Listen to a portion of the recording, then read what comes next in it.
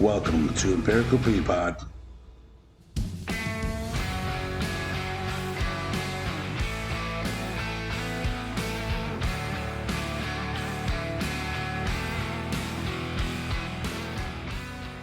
All right. So today's exciting. Yeah, It is because we have Alex Taylor here, that's me. straight from the city, Straight right off the train, friends. literally right off the train. Is your middle name actually Walker? Yeah, Because I like calling you Walker, sure. but everybody's like, "Who the hell is Alex Walker?" And I'm like, "Come That's on, me. Alex Walker Taylor." I was born with it. Yeah, I got it for my birthday. It's my favorite line. And so he's like, "Oh, I like your name." I'm like, "Thanks, I got it for my birthday." Yeah, my dad gave me this beard. It was really nice of him. That is nice of him. It's nice to have a nice beard. Damn straight. Because like I feel like you and I are very damn. Those guys have nice beards. Because some people it's very patchy. Mine's definitely going gray, like in an alarming rate. But I think I prefer that to the red Sure. because I have blonde hair and the red beard. Yeah. I have brown hair and a red beard. People think I'm redheaded. Yeah. I'm not. Especially because I wear a hat so it covers the hair, and they're like, "Oh, look at that ginger guy." Yeah, I'm like, hey man. I work with a bunch of gay dudes. Yeah. And I'm starting to get some salt and pepper in there a little bit. Yeah. And my boss Sean, he's like, I love that. I need to start working there. I bet I would like compliments. Oh, it's great. It's great. And even when they're unsolicited, it's just like, Yeah. You're being really nice to me today. Thank you. It's like a cookie, Yeah. you know? Yeah. It feels, especially when you're not used to it, like, because I don't believe any of my own hype ever. And I'm pretty self deprecating. So when somebody Yeah. says it genuinely, I'm like, wow. It really solidifies the day. Yeah. Yeah. I'll live on that for a week if I can. Sure. Yeah. So where does did you go to school with us? I feel like you're an enigma to a certain extent. I graduated Oswego You 03, did? dude. What year? 03. Okay, so you're just a little younger than Yeah. at least me. Mm-hmm. Great. So did you always live in Oswego? Yeah, well, so I was in Waukegan until my family moved when I was 5. Yeah. Moved to Boulder Hill when I was 6. Okay. Because I know that you're friends with Christian, who I've had on the show before. Christian Science, Yeah, my old drummer. that's right. Yeah. And how would you have met him? Because he was always in Aurora. Church. So you went to church in Aurora even though you were in Boulder Hill? So our church. 'Cause Boulder Hill has its own church. Oh yeah, I live by it. No, our church was New Beginnings, and it was you remember Jamin? Oh, yeah. His dad was the pastor there. Oh, really? R.I.P. Al. Ah, yes. He was a good dude. Excellent chess player, nationally ranked. Did you play him in chess? Or are you just saying Several because times. he was nationally ranked? He was nationally ranked. I love and chess. he whooped our ass. I'll bet. Every day. And Jamin, also excellent chess player. He can think like 8 moves ahead. Yeah. Are you good at chess? I kind of used to be when I was still in practice. I haven't I played in a love long chess so much, but I would never consider myself good. time. Sure, it's a lot of fun to play. Yeah, it's just a game I like. Even though I know the ins and outs, I'm still like, just do whatever. Right. Is this going to turn into a game of checkers all of a sudden? Yeah, king me, dog. Beep beep beep. But so Yeah. you ended up in Boulder Hill, but you're going to church out there. I guess Jamie and his family live in Oswego also. I mean, they live by Long Beach, Yeah, and I lived by Boulder Hill School yeah. Elementary. Go Bobcats. and he was a Long Beach Lion, but our church was off Route 34 in an old warehouse, and then eventually in a larger warehouse space. Right. And it was just an independent, kind of like a independent, like vineyard church, Yeah. evangelical Christian. So I started playing bass in the praise band there when I was 14. Oh, wow. And then Christian eventually joined our praise group on drums, and that's when he and James asked me to be in a ska band with them. That's right. I forgot James was part of that too. Oh yeah, I haven't talked to that dude in quite some time. Yeah, me neither. I have some good memories at the house. Which one? The one on Park Street? Whatever one was downtown Oswego. Yeah, Park Street. Yeah, that house survived for so long. It was weird. It turned into So a many- silly place. It turned into a very silly place, especially the last couple of years. I definitely was avoiding it as much as possible. Yeah. But for a while, it was a really fun place. You called me a songbird at one of those parties. Is that true? That's true, yeah. I like that you've been holding on to that this whole time. Yeah, I held on to I think I was chatting with you, and I think your friend's name is Nicole or something. She has really big teeth. And that's not a knock. She has a gorgeous smile. Yeah. But I think maybe that's her name. I'm not sure. But I was chatting with you, and you're like, "Oh, you're a little songbird, aren't you?" I'm like, maybe. Well, it's nice because I feel like there was a couple of us, every time we partied there, we would always migrate to the band room Yeah, as downstairs. soon as we could. Yeah. Because we're like, we should just go jam as much as possible. Yeah. But it was always tough because you and I are both bass players. Right. And people are like, I'll jam with a bass player all day, but I feel like most people are like, this is too much. I did. New School left his Les Paul down there, so like if there was another bass player like Swan or yourself there, I would grab his Les Paul and play punk rock music. Yeah. I can't remember. Who played drums? James did. I think I only ever jammed with James. New School would. I'm a big old musical whore. Anybody that gets behind, I'm like, 100%. No, if there's a body in there, Yeah. I'm gonna hang out. do you still play? Every once in a while, I'm saving up to get a new bass Really? because like in the past, my shit's either I've sold it or Yeah. it's gotten stolen. I feel like as life goes, like you keep getting a new rig. I still have the same rig actually that I've had since I started playing. Rad. At least the same bass. Yeah. Yeah, I'm- I've I'm- inherited. I sold my head unit years ago. Yeah. For a PlayStation 4. Rad. I'm saving up for. There's this used music shop down the street from me called Tommy's Yeah. Trading Post. Ooh.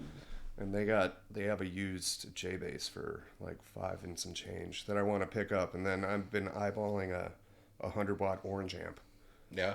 I like those orange amps a lot. Yeah, those are cool. Do you have aspirations of doing anything substantial or just Like kinda playing out. just jamming in general? Just I still every once in a while get together with Dan Watt, Oh, really? and mostly it's just kind of hanging out and shooting the shit, and Yeah. like, cause he's a busy dude too. He Right. runs and Yeah. operates his own restaurant, Lao Pangyo, Oh, nice. which is delicious Chinese food. Yeah. He runs it. His brother runs the kitchen. His brother, a new dad. So Danny's a new uncle. Well, I mean, I guess the kid is close to 2 by now. But Well, when does the new polish wear off on a child? good question. I have friends that have kids that are like 6 now, but I've never seen them. Maybe when they start cussing. Yeah. So when I see I haven't seen your kid ever. It's 7 now, and I'm still like, hey, congrats on the new one. Yeah, right? You were 1.5 once. Yeah. Yeah. Did you? Now backtrack. When you moved, because you said you were 5 when you left Waukegan. Yeah. Do you remember the move? Kind of. Like, was it like? Did you have established? I mean, still pretty young. But did you have established friends and relationships that you remember leaving, or? Just a couple. Let's see, because I don't even know. You're probably just barely starting school. My friend's, her name's Brianna, but she went by Breezy, and her older brother Mike. Breezy. Breezy. That would have been in the 80s. She sounds way ahead of her time. I think she's a lawyer somewhere now. I haven't talked to them since I was that age. Yeah. But Mikey and Breezy, Mikey became a teacher in Yorkville, Oh wow. and I think Brianna's a lawyer in Michigan or something. That's awesome. I hope she goes by Lawyer Breezy. Me too. I would hire her. Yeah. If you're as cool as your name is, I want to chill with you at all times. Yeah. But their last name is Dunn, and their aunt is Nora Dunn from SNL, Oh wow, really? and then their uncle is also a famous actor as well. He's been in like Independence Day and shit. Wow. You can look him up, and hope you'll it's- be like, I know that guy. Yeah. I was Yeah. hoping it was Bill Pullman, but you can't have everything. I mean, yeah. I wish every day was Independence Day. Yeah. Welcome to Earth. Welcome to Earth.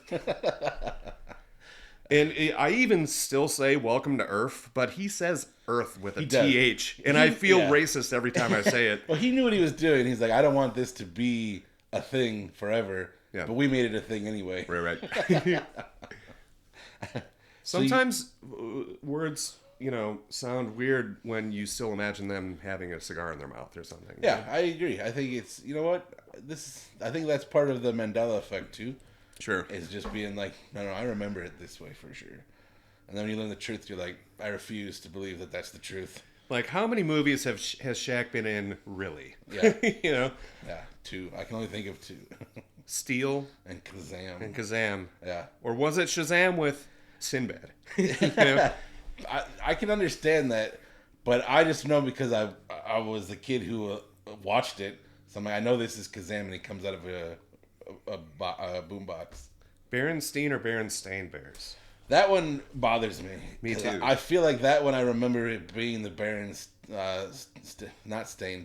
Bears. Yeah, same. The whole thing, like it was. Yeah. And now they're like, it's always been the Stain, and I'm like, you're lying to me. Right. I can't prove it. Yeah,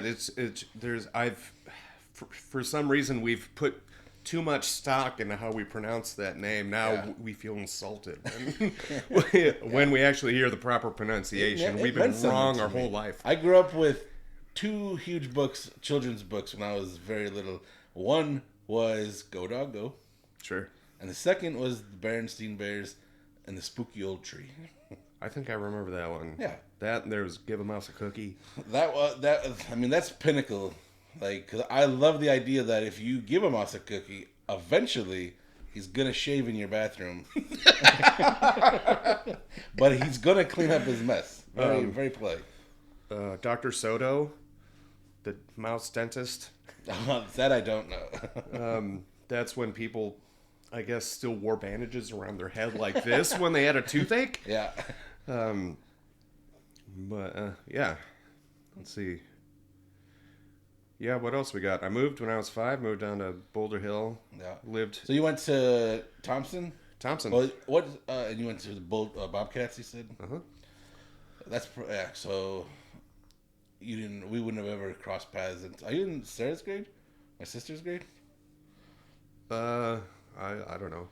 Maybe. All things are possible. I'll be 40 this year. Yeah. I'll say that. Oh, she. Graduated 03. I think it's the same. I don't. Yeah. I can't remember because I get confused because everybody's so close. Like Felice, I think is the year in between. I think she's. We're the same age. Who? Me and Felici. Oh, really? Yeah. Yeah. It doesn't matter. I consider everybody this, unless you're like in your 20s. Then I'm like, think You're of it as right. children. Right. Yeah. 100%. Yeah. Did you do anything like substantial through school? I don't think so. Are we missing anything by skipping high school? I don't think. No, I mean, I stopped playing baseball and focused on being in the band program Yeah. because, Did you play the band all through school? yeah. And I'm not talking shit about everybody on the baseball team, but I moved pretty much from playing baseball because a lot of those kids were dicks at the time. Yeah. I'm sure a lot of these folks are excellent, upstanding, cool people. Right. But then it was just like I think you get that hanging out with the jocks wasn't Yeah, what I seen. That You know? stereotypical jock mentality starting, especially like in junior high, when we're starting to Oh, man. see personalities develop. And Yeah. you don't realize it when you're in it, but like that's like when I hang out with the kids now through working at the school or on the bus and stuff, and I'm like, I can see who you're becoming, and it's all the same tropes and stereotypes exist forever. Yeah. It's like, okay, I see what's going on here. No, I mean, in 6th grade or the summer before 6th grade, that's when you started getting into the band program and stuff. Yeah. And I was originally going to be a percussionist. Oh. And then I found out that this girl I had a crush on Yeah. was starting out on trombone. So Nice. I started playing the trombone instead. And then I found out before the program even started that they had dropped out. Oh. I'm like, I guess I'm stuck with fucking trombone now. Did you lose your tromboner? That's funny actually because I played the trumpet. Yeah. is I where think I remember actually that. Started. I don't think I could even make noise out of one now. I know you do that weird mouth thing. Oh, yeah. I remember one of the things that stuck with me my whole life that I've never been able to do is the music teacher's always like, hey, you want to be able to control your breath, obviously, when you're playing that sort of instrument. And he's like, when you wake up in the morning, before you take a breath, I want you to say, I'm going to take a breath now. And I have never. Especially, I've always been turned off by stuff like, oh, you're making me do work before I'm even clocked in. Yeah. It's no secret that I have a problem with authority in general. Like, I just don't like being told what to do. But I wish I would have kept with it. Did you stay with the trombone past that, or? Yeah, through up until about a semester's worth of Wawa Tech. I played in the jazz band there too, playing trombone and a little bit of bass. I know we said that you picked up the bass at 14. Yeah. And you were in a ska band at some point. Was that during school or after school? That was when I was like 16. When we could all actually meet and drive. Yeah. I remember when I first started, people had to come pick me up and all my equipment. My mom drove me to Christian's house at first until I started driving. Yeah, that's awesome. I've jammed at Christian's house a few times. It's probably different houses, but well, now he lives like just a backyard away from his parents' house. Is that his parents' house? Is that the same house they've always lived in? Yeah. Okay, then I've jammed at both of those houses. Yeah. Also, yeah. Also, he does his food truck stuff is so good. Yeah. I don't know if you've ever gone and I've helped him. That stuff. Have you? I helped him recently. Actually, I helped him with a couple events. Yeah. Yeah, I helped him cater a wedding. Oh, nice. And his brother puts on events for all the local herbal connoisseurs. Yeah. Where Christian makes sandos. Yeah. For those events too. Yeah, he runs that Rockin' Taco. Check out Rockin' Taco. It's amazing. Oh, I'm well aware of Rockin' Taco. I'll tell him that was me talking to the audience. Oh yeah, for sure. So what happens is we're gonna talk, but then like other people are gonna hear this. Oh shit. Just so you know. I thought these were for fun. These are like our walkie talkies. Yeah. Have you seen? 10-4-69, nice.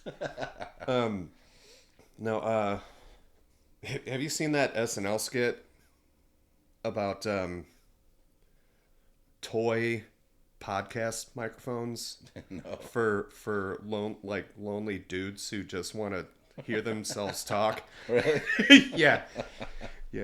I think it's like Fisher Price podcast kit or some shit like that. Sounds hilarious. It's very funny. That is funny.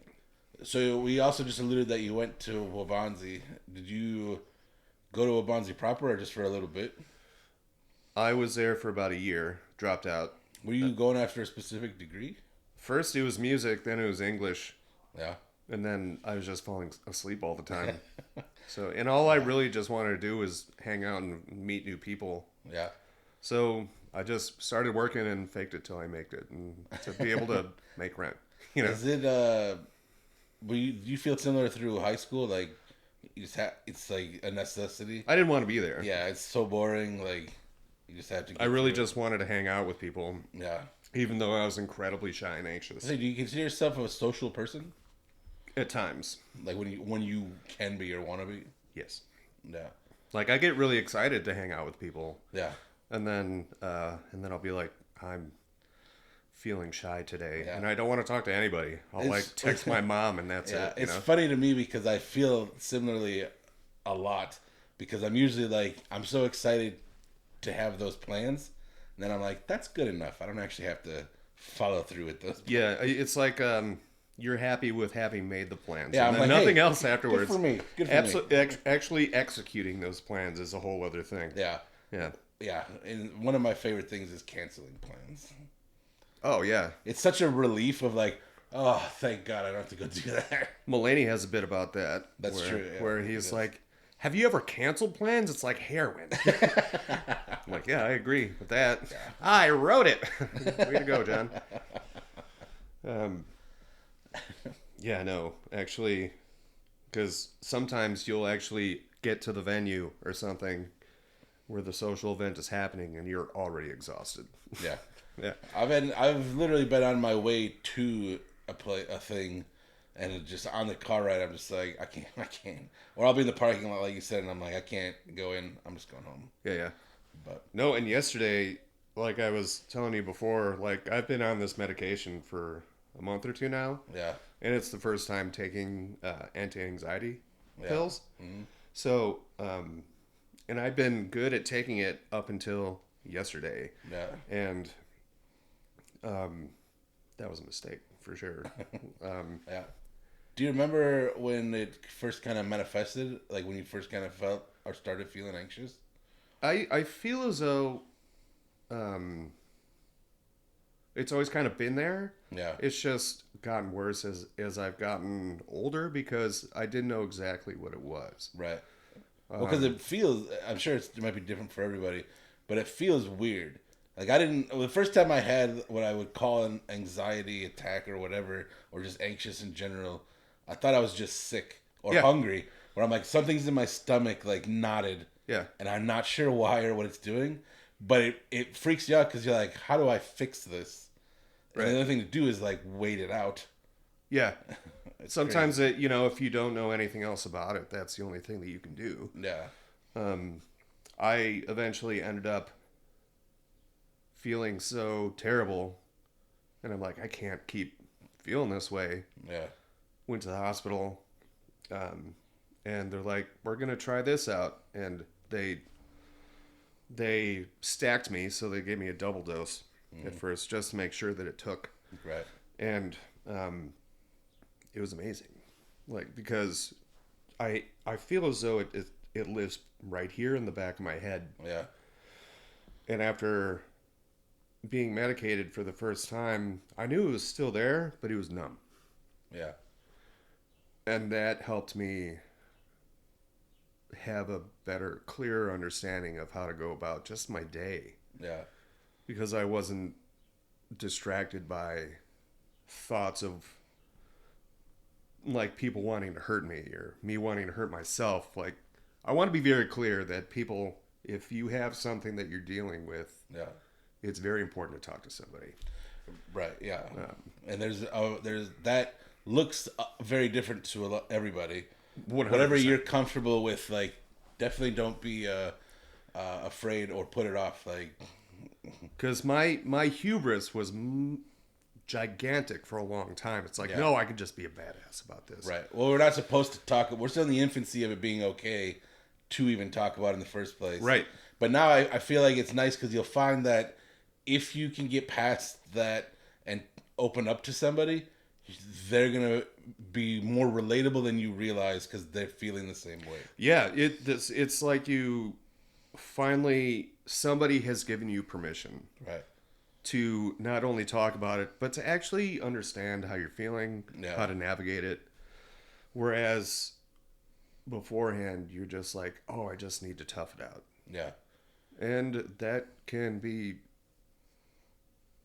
really detrimental and unhealthy. Right. But you started feeling that way as a teenager, like junior high and then into high school and stuff. Oh, yeah. Back when you probably had no access to any help. You're right. Well, I mean, I took Ritalin for ADD Did you? since from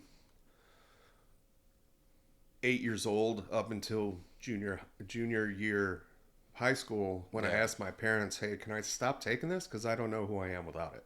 Right. And then a few years later, I started taking it again. But I'm not on it anymore. Kind of want to get back on it just for not even so much like Ritalin or anything, maybe like Concerta or something. I don't want anything that is related to speed anymore Right. because I'm wound up enough as it is. Yeah. But no, I mean, and that got worse just getting older and Yeah. learning more about our world that makes me sad and pissed off. Yeah. And then, drinking didn't fucking help, Right. Yeah. So I watch myself with my drinking, which I think is important as well. Yeah. Well, I think it's an unfortunate abyss that's easy to fall into because you kind of go through your teenage years with realistically not a lot of help. Like our generation, they threw a bunch of Ritalin at, Nowadays they just throw, oh, everybody's ADHD, or oh, they're just autistic. Like, and I'm not saying that those aren't valid. I'm saying that they're thrown around a lot. Very flippantly. And then they start just throwing medication at these kids. And again, I'm not saying that that doesn't help. What I'm saying is that it's a lot. And so that by the time you're finally on your own, when you're hitting 18, 19, 20, you fall right into that pit of, well, I guess I'll just self-medicate now. And you start drinking or, what have you. And back then, too, a bunch of boys were being diagnosed as having ADD or ADHD. Yeah. They weren't focusing on the girls and the women. Right. And now, just a couple years ago, my little sister, just found out that she's had ADHD this whole time and she got medicated. She's like, this is how people have been functioning this whole time? Right. I'm like, yeah, welcome. You are now HEP. You now see the light. Yeah. Do you think that there's anything that kind of caught? Because I know, like, for me, I had to deal with a lot of trauma at home.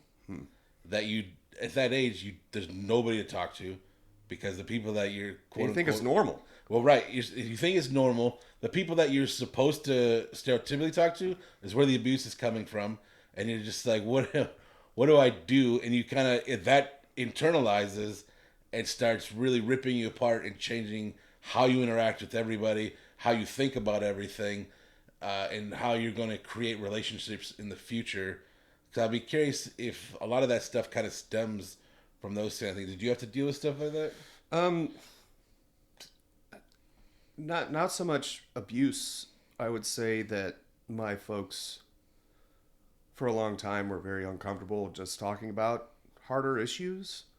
So that became either just, pushing it down. Yeah. Or manifest in passive aggression. Right. Growing up being holiday Catholics didn't help. Right.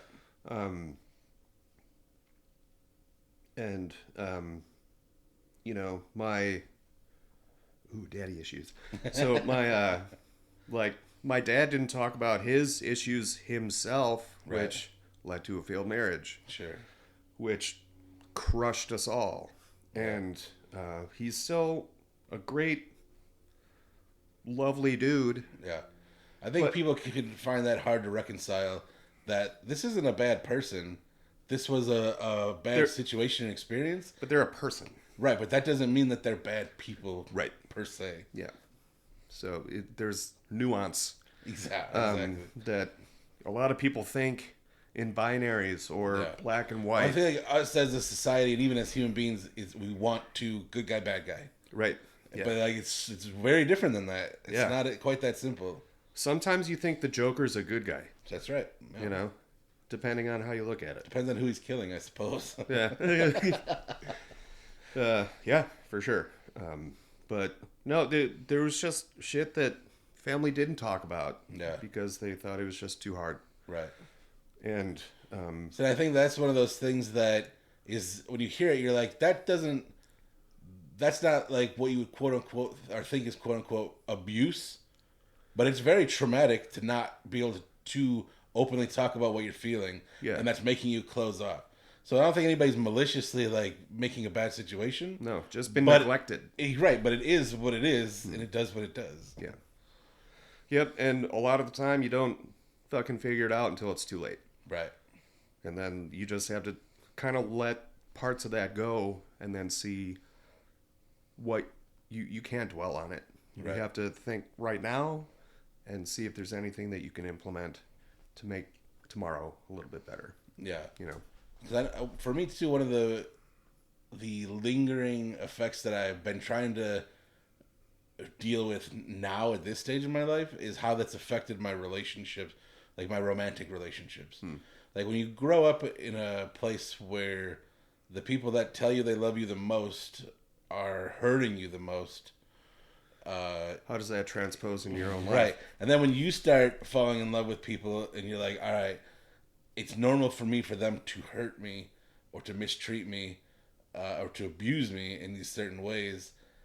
But at some point, you hopefully are like, this doesn't feel right. Yeah. But then you don't know how to deal with that or fix that. It's crazy. So like, And I think that has to do with a lot of inner work and trying to build self-worth, setting healthy boundaries and stuff like that. So because of like the neglect of that, have you dealt with that with relationships where they you may not have noticed that they're unhealthy, but they're clearly not whatever the hell quote unquote normal means. Yeah. Yeah. I've put myself in bad relationships. Sometimes I'm not the good guy in those relationships either. Yeah. Which is why that is not on the forefront of my thought process. If something falls into my lap that feels good and natural, Right. and loving and caring, Right. I'll be for it. Yeah. But- That's how I feel. Like I'm waiting for that. I think eventually a healthy relationship will show up, but I'm like, I don't even know what that looks like. Right. But that is not something that I'm pursuing at Yeah. the moment. I'm just trying to do right by myself. Right. Like, I don't work in the bars anymore. That's a whole scene that's After high could be school- for another day of talking. I feel like after high school, you kind of like you said you went to school for like a year in Wabanzi. Huh. Then did you start working in bars right after that? So I after that I moved out to DeKalb for a little bit and just nice. worked in a Quiznos right there on Annie Glidden in Lincoln. It's gone now, but yeah. Yeah, I know. But my condos were right in back of Yeah. that between Bar One Yeah, and the bottle that's right. store. So you lived there when it was fun. Yeah, It was a good time back I then. was 22, man. Like Yeah. we would every week we would walk down to Otto's for junk in the trunk, Yeah. get blasted on cheap Long Islands. They used to have not autos, but like I think it was Star Bar or whatever it was called back then. Oh man, I hated that place. But they had $2. That was on Greek Row. They had $2 U Call-Its, Oh yeah. and they were 32 ounces. It was so stupid back then. Do you remember nickel beers at Molly's? Oh my god, yeah. Molly's, jeez. There's something I haven't heard forever, yeah. That's wild. Yeah. But that's why you kind of were around the scene then because you moved to a college town. Yeah, I wasn't going to college. I was just there for the scene, man. Yeah. Yeah. But after, because I know you worked in bars for a long, long time. Mm-hmm. Did you ever have a normal, quote unquote, normal job before that?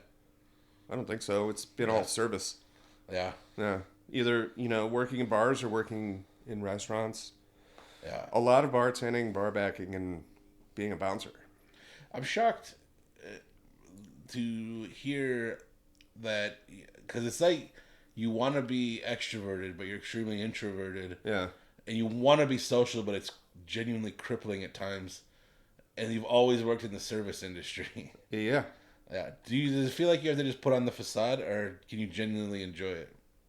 Or at least I know you want to enjoy it. So finding that balance between two of them, Yeah. the two of those things, is odd because what kind of happens is you are supposed to, follow a certain protocol and be professional. Right.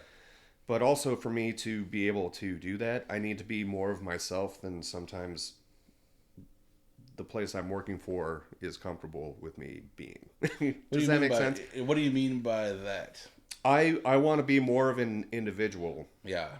to make myself more comfortable Yeah. around working. Then whatever they want you to present as. Yeah. Yeah, that makes sense. Which, I mean, now I'm selling glasses to people. Nice. And it's a lot to learn Sure. because I've only been doing this now for a month. Right. Well, it's a niche market, like Yeah. specifically for that. And it's a lot to learn, but the day-to-day workflow is way more easygoing. Yeah. So I can go in, start tapping around on the computer, talk to people on the phone just about like insurance and when they're coming in and hope Right. to see you soon. Yeah. People bring in their dogs all the time. It's great. That is great. Um, It's gotta be nice too because you like they're coming in for a specific conversation. Right. In the service industry, you're dealing with. There's a lot of Karens. There's a lot of unfortunate situations, and it's a mix of everyone. good or bad.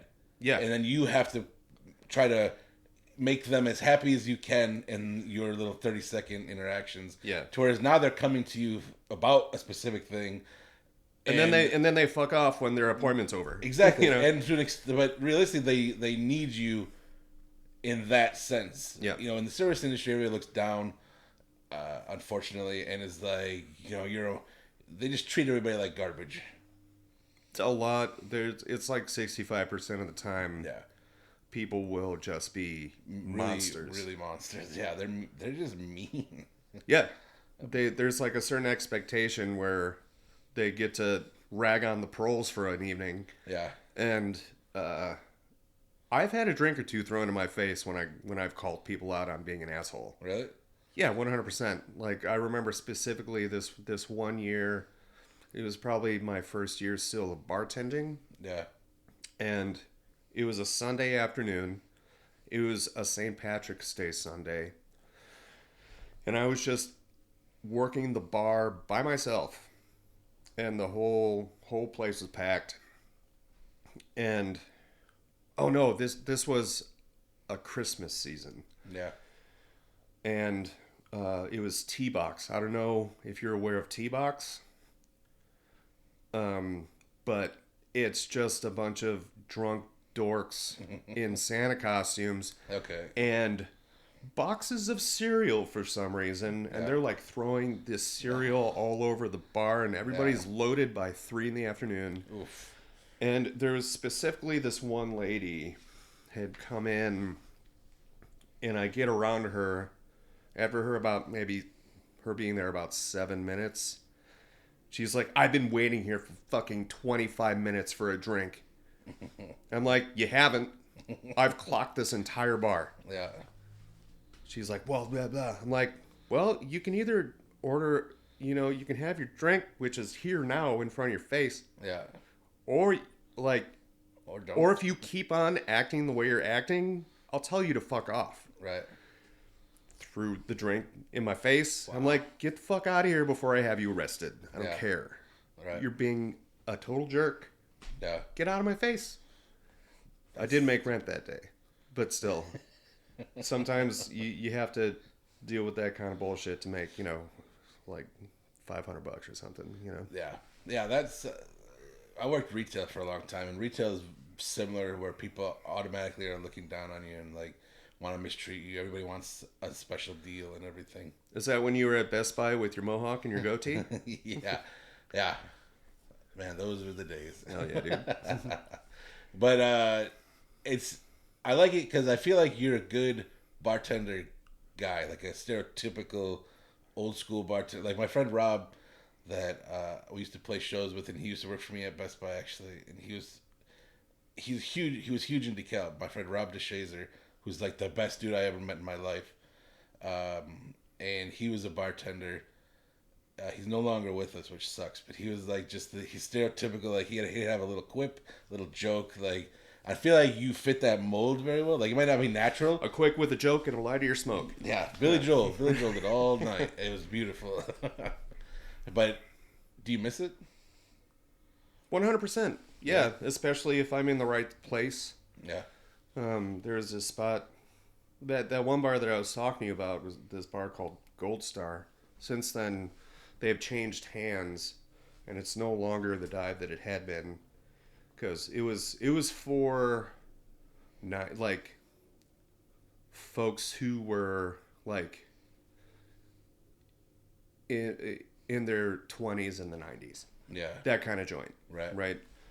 And then that place changed hands. They got like a proper cocktail program or whatever these pretentious folks say nowadays. I do enjoy a good cocktail program, don't get me wrong. But and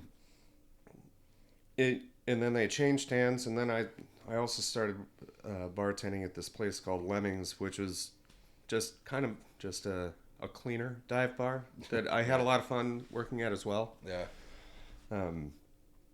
But if you're bopping around, people in bars see my size and they're like, "You're working door."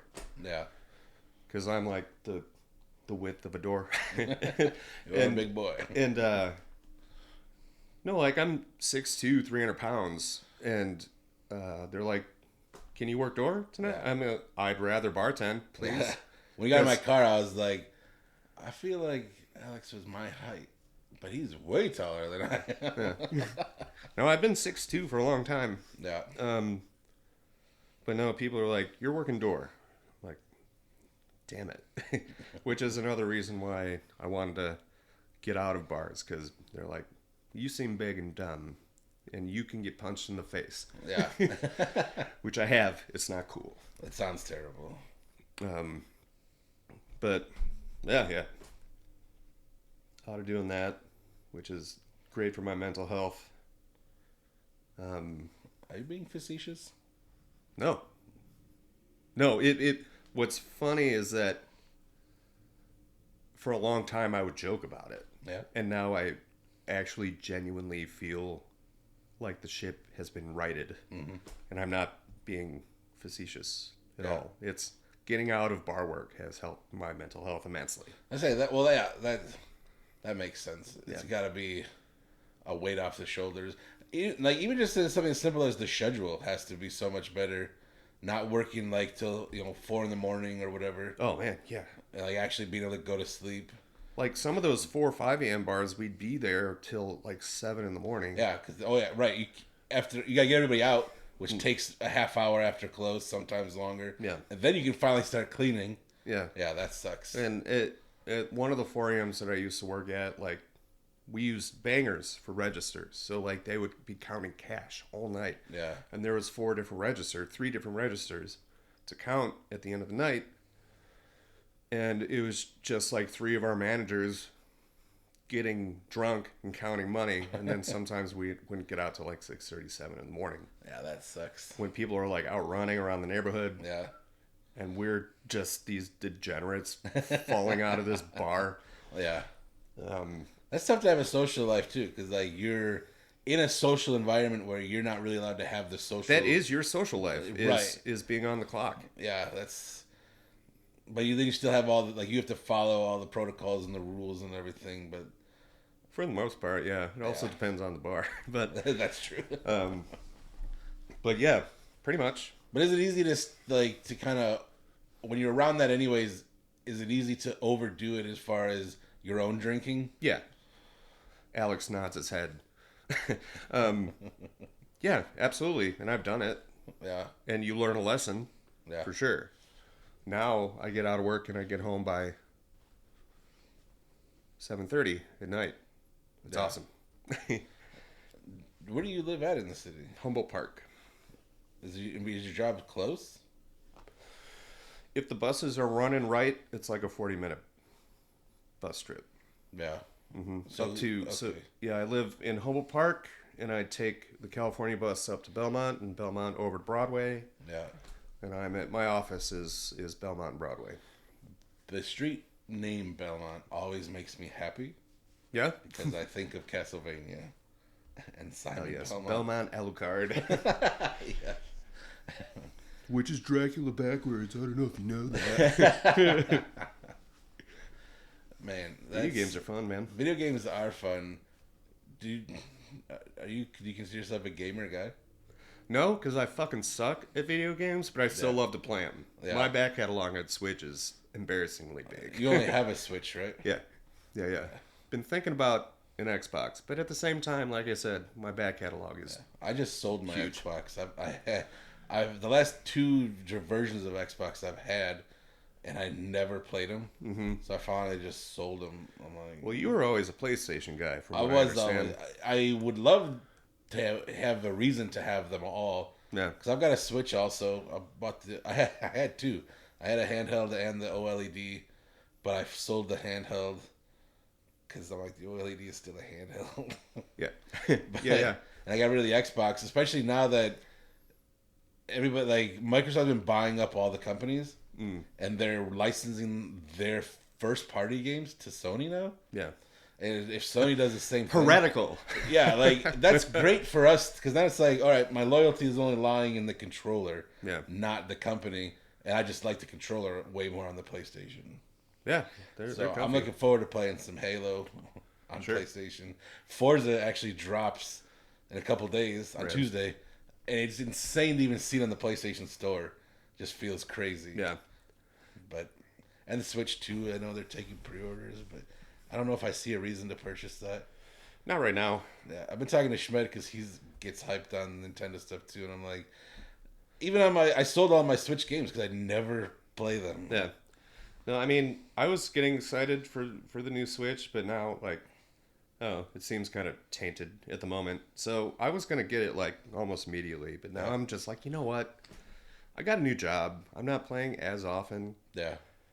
And it just doesn't seem like something that is as important to me as it used to be.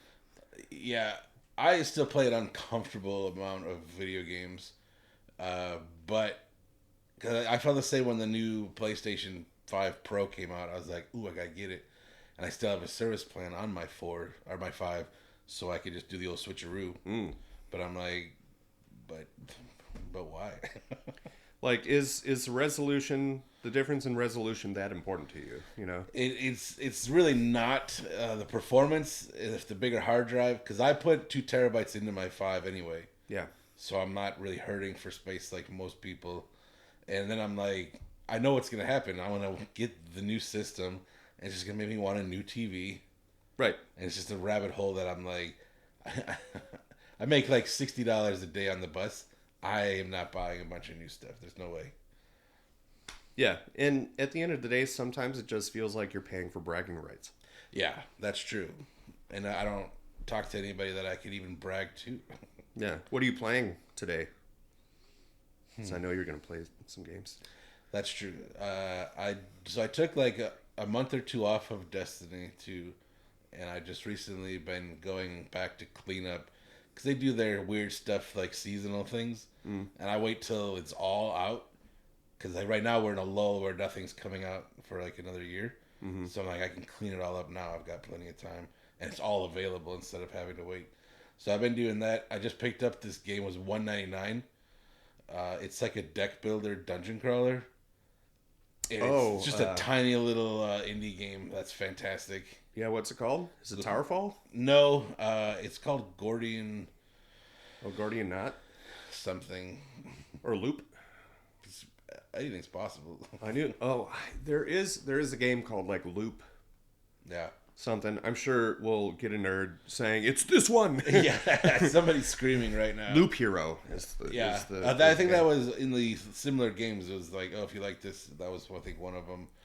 But I've been playing that. I still play WWE 2K5. I still play a lot of. While I watch wrestling, I play wrestling. Yes. This is one of my favorite things to do. So I do a lot of that. I'm booking my own federation. I'm a GM. I don't want to brag. Oh yeah. But I'm running my own federation. Wow.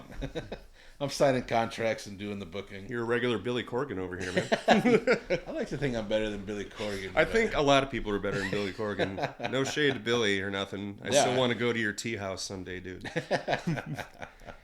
I actually ran into him at a wrestling show 100 years ago when my brother was just getting started. Yeah. In the old PCW. School cat, I guess, but I don't really like the Smashing Pumpkins. Yeah. I like Siamese Dream. Yeah, they have. I'll give them 5 songs. It's the same way I feel about Pearl Jam. I'll give you 5 songs. Yeah. You After probably that, got 5 good songs. I don't. After that, you can miss me with the rest of your catalog. Yeah, all of it is. I just don't care. Shout out again to John Obert. Yeah, That motherfucker loved his Smashing Pumpkins, dude. I do love John. It's to me actually. I was always surprised that he liked stuff like that because he was such a punk rock kid, but he had an eclectic taste. He was such a weeb too. That's true. Yeah, I like that guy. So, what else about your life then? What have you say you've done? Stayed alive, dude. Yeah, sometimes I feel I don't, like that's a all weird you- question. I It suppose. is a weird question. I mean, because It's a bit of a fake question. I've kind of just kind of floated around. Yeah. Sometimes aimlessly, sometimes not. So one of the things I've been realizing about myself is like I'm not a career person. Nothing. I've never been like, oh, this job was my dream job, or like I will just do this for forever. I've always felt like I'm kind of just floated around from thing to thing and place to place. I don't really have any big aspirations or things like that. And I feel like that's okay. Yeah, no, I mean, sometimes that makes me feel sad because you're thinking about other people's expectations for you. Right. But at the end of the day, as long as I can keep a roof over my head and I Yeah. have decent friends around me, Yeah. I think there's a richness to that. I'm Like, cool with that. yeah, I think there's a richness to living life because I think I'm a big believer that life is for living. Yeah. Like, you don't, all these other things are great. If you have aspirations, that's awesome. But it's also awesome to connect with people in any way, to just wake up day to day. Feels Yeah. pretty good. I really, just getting older, I want to be able to travel a little bit. Yeah. But it's all kind of the same where it's like, I kind of just want to, yeah, I am a social person, but just being on my own Yeah. is satisfying to me. Yeah. And I don't feel the need to like brag about anything about accomplishments and maybe that's also a cop out because, other people's expectations are like, well, you need to do this or that to have a meaningful life. I'm like, well, I don't think anybody else can tell you how to have a meaningful life. Because I feel like even if they're starting to that's such a projection. right. Like, okay, so do you want to talk about your issues? Because clearly you have some unresolved BS. Oh, sure. I mean, but I mean, I also see a therapist for that too. I see Debbie every week. Yeah. Actually, no, she cut down her sessions to twice a month because my depression and anxiety have gone straight down since I started going to therapy and taking medication. Yeah. Do you remember a point where, because we kind of established some anxiety starting to creep in during those teenage years, do you remember a point where the depression kind of came with it? Yeah, because it tags along. Yeah. Because with anxiety, the depression creeps in because when you're anxious, at least with me, Yeah. I can't speak for anybody Sure, else. right. It's you feel like you're doing something wrong, Yeah. and then you get sad. Yeah. Even just like when you feel different, Yeah. you start getting sad because like, why do I feel this way? Right? I'm not supposed to feel this way. Yeah. I must be doing something wrong if I'm Even feeling like this not, way. also sometimes you can even look around and you're like, everything's actually okay. Why don't I feel okay? Right, and it's chemicals, Right. and you just need to tweak that with behavior and sometimes medication. Yeah. But no, I had a pretty gnarly breakdown, and I had to go to the hospital. Like I said, spend a few days. Yeah. To your level of comfort, what does the breakdown look like? I wanted to kill myself. Yeah. Did it start there or did it kind of build to that? It built to that. Yeah. And I said, before I went to the hospital, I'm like, this is the last time I want to feel this way. Right. And if I'm still feeling this way and I haven't gone to sleep this night and I'm still awake and feeling this by 9 a.m, I'm walking down to the hospital. Yeah. And I'm like, I'm sad. I have a plan for myself. Mm-hmm. They're like, okay, well, you're going to stay here for 5 days. Yeah. And it helped. Yeah. Well, it's also amazing that you can still have that wherewithal to go to the hospital because a lot of people don't even make it that far. Right. Which sucks. It truly does. Yeah. But I had to suck it up or else I'd be dead. Right. So So in the 5, they just kind of keep you there for observation for 5 days. Mm-hmm. What is that? Because in my head, if you just went to the hospital. I spent 5 days in the psych ward on the third Okay. floor. I don't know what that entails. Because in my head, I'm like, if you're in the hospital, you're just in a hospital bed for 5 days? No, Like, you so- get free roaming and you can go Yeah, around you're on and a stuff. floor and you have your own room. Okay. And they feed you. You go to group therapy, and you're just there to kind of, you know, some people are in there because, you know, they were fucked up and needed to purge their system, Right. or they have legitimate, you know, mental issues where Yeah. they need to kind of disconnect from how they have been treating themselves Right. and kind of, you know, take a bath, you know, Yeah. get, you know, get a clear mind. But Right. yeah, it's group therapy. It's almost like taking, because the hustle and bustle, it's basically just pausing that yeah, and taking yourself out of that equation for a little while. Because some people can't just sit and recharge their batteries themselves.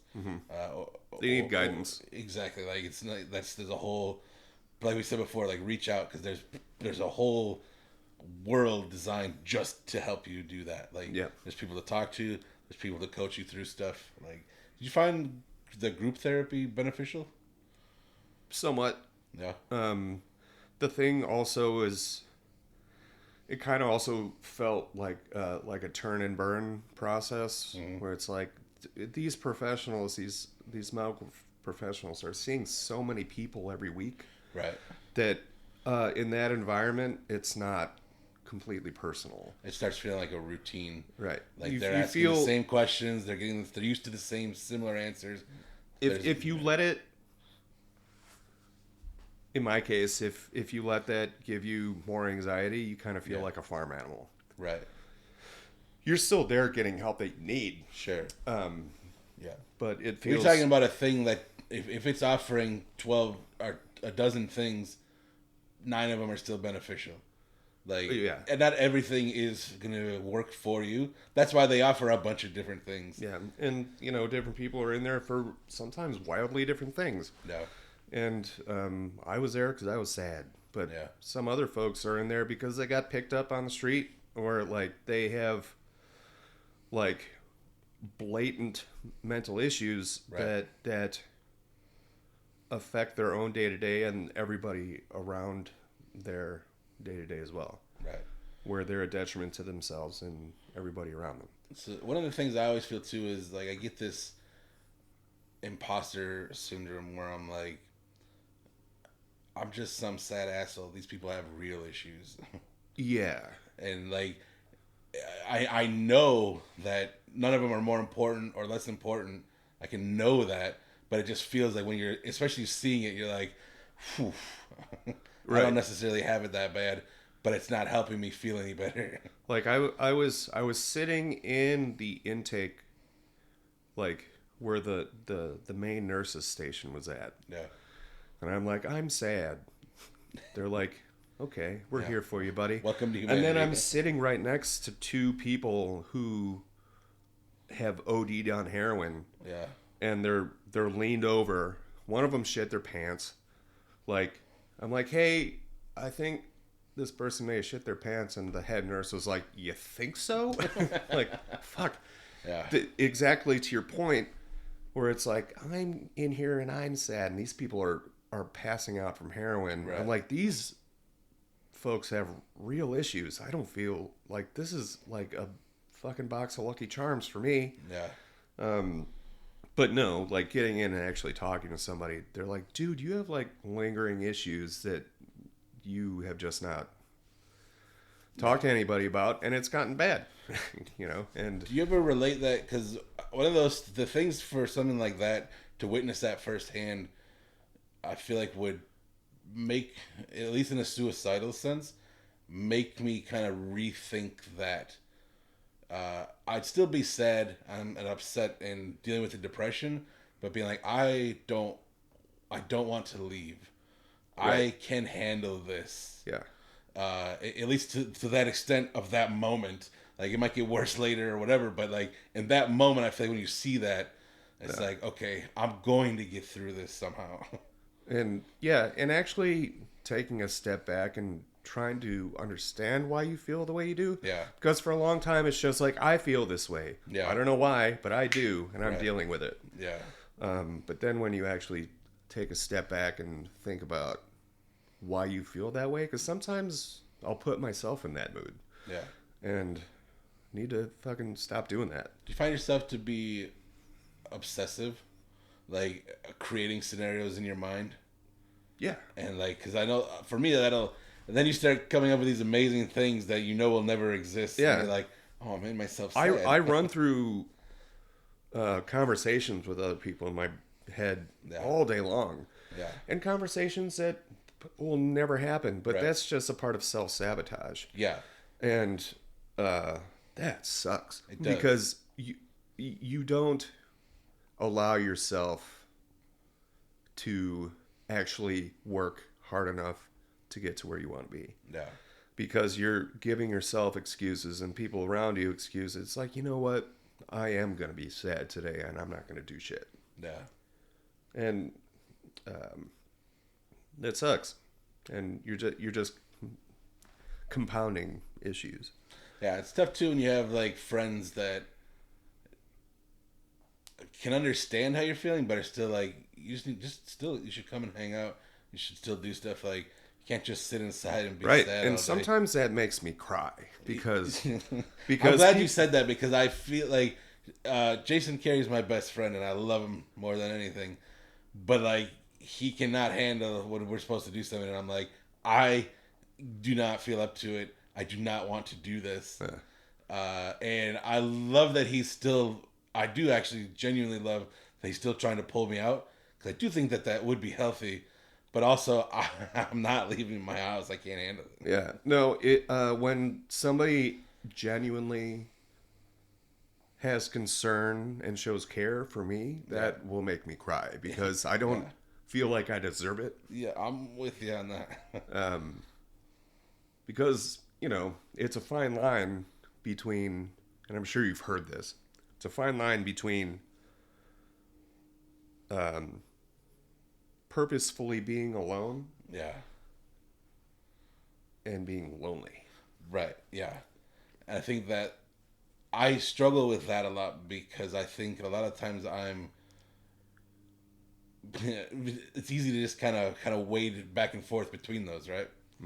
Because I feel lonely often, but I've also put myself in those situations to make myself alone, almost subconsciously, so I have something to be sad about, which is really annoying. Yeah. But like that's the self-sabotage you're talking about too, where it's like you start feeling that's just what you deserve. I'm supposed to feel this way all the time. Yeah. But like I said, I personally have progressed a whole lot, especially in this past month and a half. Yeah. It's made a huge difference in how I go about looking at stuff, trying to experience things in a different way, not being afraid to talk about something or try to experience something even slightly new. Yeah. And when you're in that kind of negative headspace, it's like you just feel ugly all the time. Yeah. Which I know it's not the case, but goddamn it, does it feel like it sometimes? You're a handsome man. Well, thank you, sir. Right back at you. I'll take it. Hell yes. Yeah, I mean, for what it's worth, I'm so glad that you're here. In general, Well, thanks for having me, man. yeah. I mean, in the world, but also on the show. Cheers.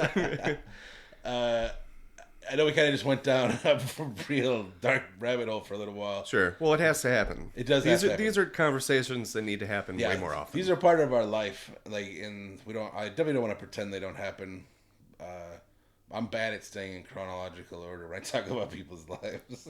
That's cool, man. Yeah, I've always said that I just let the audience put it in order on their end. But we alluded to the fact that you played in a couple of different bands, right? Yeah, so I played with Christian and James. Yeah. What was it? Did you guys even have a name? Yeah, we were Slick McFavorite. Slick McFavorite. Did you That's- guys put anything out? We put out an EP or two, Yeah. but that name is the newscaster from the Upright Citizens Brigade. Oh, that's awesome. And before that, it was Double Nine and the Flying Squirrels, because, ska. Yeah. Did you ever get to play the trombone then in the ska band? No, I played bass, Just but bass? I played trombone in the jazz band and the concert band. I also played euphonium. Euphonium? Mm-hmm. There's Sounds- baritone with 4 valves. Oh, okay, nice.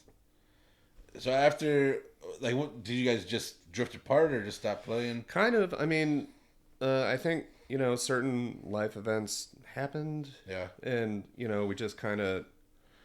So eventually Christian went off to play with the Peachtree, Yeah. and they did a lot of really cool things. Peachtree, and James, I don't know, kind of fell off somewhere. James kind of Jamesed around. He Jamesed around. And, like, every once in a while I'll think of James and be like, which subway is he at now? Yeah. As I say, I was I was friends with his mom through Subway. Yeah. She probably has the only signed AP album. Oh, really? Rad. That's cool. Yeah, no, I played a little bit of tunes with Dan Watt. Now it's just, we just kind of get together and Yeah. nothing. What does he play? So he'll play drums. He plays a lot of guitar now. And So when you jam, like I feel like I can only really jam with a drummer.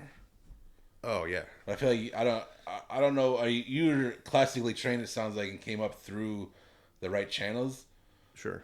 to where I feel like you're a real musician. Whereas I'm just a dickhead. Don't let me fool you, Tim. Yeah, but if somebody's like, I can't read music, and I can only write through just feeling, and like I just like to jam. Yeah. And that's why I don't care what skill level you're at, as long as you can keep time somewhat. Yeah. Let's play. I do have a great sense of rhythm. Yeah. And playing with Dan Watt, he and his brother are some of the best drummers I've ever played with. Yeah. And then there's Jimmy, that motherfucker. He's so good. Jimmy? Yeah, Jimmy, what's his name? Married to Erica. Oh. Erica Wurst. Oh, Jimmy Jensen, yeah. Yeah, Did Jimmy you play Jensen. with Jimmy? I mean, he was a couple years older than me. But He's 1 year ahead like of me. we would I was in jazz band and he was in jazz band too. Oh, that's so. right, yeah. Jimmy is my favorite person to watch drum. Oh, he's bananas. He is Obsessed with 100% bananas. So he's one of the first drummers I ever jammed with outside of my brother's house. Mm-hmm. Like after I started playing, because he was somebody that had to come pick me up and put all my gear in his truck, and then we would go. It was him, Melissa Davis. I think Brian Scheich was gonna sing for him. That's how long ago that was. We were like in junior high. Oh, maybe it had to be high school. I guess I was a freshman. That was like my first band. Yeah, and I just remember, like, as I mentioned before, I was going to be a percussionist. Yeah. And, like, it being like a freshman and seeing these cats, seniors, like Jimmy and like Silver and them, I just thought that they were such good drummers. Yeah. And I felt shy to talk to them because they were just so good. I wish Silver would have kept going. Like she literally went to college on a music scholarship. Yeah. Did she go to like North Central or something? Yeah. I don't know. Yeah. She doesn't even know who I am, and I'm talking like she's my cousin or something. Yeah. She really knows who I am. We came up together. No, that's fun though. Music is fun, dude. Music is fun. Do you? I know you say you still jam with Dan and stuff like that. Do you? I find it really hard to do anything on my own as a bass player. Yeah, like you can. I get distracted easy. Right, and it's also like when we're jamming, it feels. I like just a drum and bass, so that feels full to me. But when I'm doing just myself with the bass line, I'm like, ugh. Well, what I did to teach myself how to play bass was I would figure out an album by ear. Yeah. And kind of, because I had like my rig and stuff. I had like this cobbled together like living room down in my parents' basement. Yeah. Where I got the old couch from Tom and Pete Gray's grandpa, who we lived in the same cul-de-sac together. Yeah. And I got, when he had passed away, I got like his old couch and I put it down in my basement, and I had my Fender 4x4 or 4x10 down there, and I would play Blink-182 and 311 until I figured it out. And that's how I figured out how to play bass. That and playing, Jesus tunes. Yeah. Did you ever learn some Goaty Hook? You mean fish hook? I never figured out any Goaty Hook or 5-iron? Noggin Toboggan. 5-iron Frenzy? I went to a shitload of 5-iron shows, that's for sure. Yeah. Mostly with Jamin. Are you still a practitioner of the religious arts? No, I haven't. That hasn't been a part of my life for a long, long time. Yeah. My mom still holds the flame, and I think a little bit my sister does too. But because I brought them to church when I was 14. Oh, really? Yeah. They didn't already go? No, they were, like I said, they were seasonal Catholics, and then Oh, okay. I started when I was 14. I wanted to find something to be a part of, Yeah. and going to church and playing in a group at church was that. That was a social base for Right. me, Yeah. and just that kind of fellowship. It gave me a sense of belonging. Yeah. When coming up, I always felt as though I was more alone than anything, and I needed that camaraderie Yeah. to kind of help me through my teenage years a little bit. Yeah. But also the band program helped out with that as well. Right. Yeah, It seems like music was the biggest takeaway. 100%. That sense of loneliness you just talked about is something that I always find interesting, just because it's a time when you're potentially making your most friends. You're around the most people. Like, you're going to church, you've got your family, you've got your friends at school, but it feels like you're on your own, barely keeping your head above water. And people will be like, "Well, Alex, you seem to be a pretty outgoing, happy dude most Right. of the time." Mm-hmm. And I'm like, "Well, I don't want to make anybody else sad." Yeah. Yeah. I don't want to bum anybody else out. And then you start to kind of spiral then too. Yeah. Because then you feel as though that's like your fault. Right. People see you a certain way and you don't feel a certain way. And you're like, what am I doing wrong? Do you ever have to? So one of the things that's also come up sometimes for me, especially like in extended family, is people already have this idea of who you are or who you're going to be. Preconceived notions. Yeah, they're preconceived notions, and then you find yourself having to live within those parameters because you don't want to disappoint them, but it feels so foreign to you that it just sucks. Yeah. And you're like, I can't even be myself because you've decided I'm this person. Yeah, and now that's- I feel obligated to be that person. That's when I especially like go rogue, where it's like, Yeah. You actually think about me this way? Fuck yourself. I'm gonna keep you guessing because Yeah. you're just assuming too much. Yeah. For all you know, I'm gonna be living in fucking Germany next year. Who cares? You can't pigeonhole me, motherfucker. Yeah. Don't put me in a box. That's wild, too. What else we got going on? I've been playing Star of Providence. Star Providence? Yeah. It's a twin stick shooter roguelike. Oh, that, yeah? Donkey published recently. That sounds cool. It's pretty fun. Yeah. Yeah. You know what I do think is an interesting conversation that is going to probably annoy most people is I want to talk about comic books. Tight. I feel like you're the only other comic nerd. Joe DeGan's a comic nerd. Yeah, yes. But like most people aren't. He's a video game nerd also, and a stand-up nerd. Man, I wish we had Joe DeGan here. That'd be rad. Where's his ass at? Yeah, they moved really far away. Damn it. Like, which I get. Like, it's probably the only affordable place. And I miss me gotta a Joe and a Kelly. yeah, they're the best. They're really, the coolest. Really cool. They were the only people who called me Trebek in high school. Really? Just the two of them. Nobody else fucking called me Alex Trebek. Just That's because them. those two are like one beautiful entity. Dude, they have been that same thing. Yeah. For like how fucking long has it They been? cracked the code. Like they've got it. I'm That sure was- they have their own issues here and there, but they have it figured out. He's one of the funniest dudes, and she's one of the sweetest, prettiest ladies I've ever met in my Yeah. life. He's a pretty guy too. Yeah. Handsome. Whatever. Nah, he's pretty. Fuck him. Yeah. Take a compliment, Joe. Yeah. But do you remember when in your life you got into comics? Yeah. Early 20s. Oh, really? So, Late. yeah, pretty late. Early 20s, and I was living, which I don't know if you remember the Hop. It was a party house in Yorkville. Oh, okay. I've heard of it. Yeah. But I lived pretty much at the second iteration of the Hop. Also on Kennedy Road. Yeah. And I was living there with a bunch of other dirtbags. And they knew who they are. I'm not talking any shit. But I wanted to get into comics because, you know, I like colors and images and Yeah. Was it the art Cool that kind of stories. pulled you in first? yeah, all colors and action. Do You you know, remember your first comic? the one when I started to actually dig into comics, it was both Punisher Warzone and Spawn's first run. So, and I'm like, my buddy, who's also a bass player, we called him Toothhole, Yeah. Matt. I'm like, where the fuck do I start?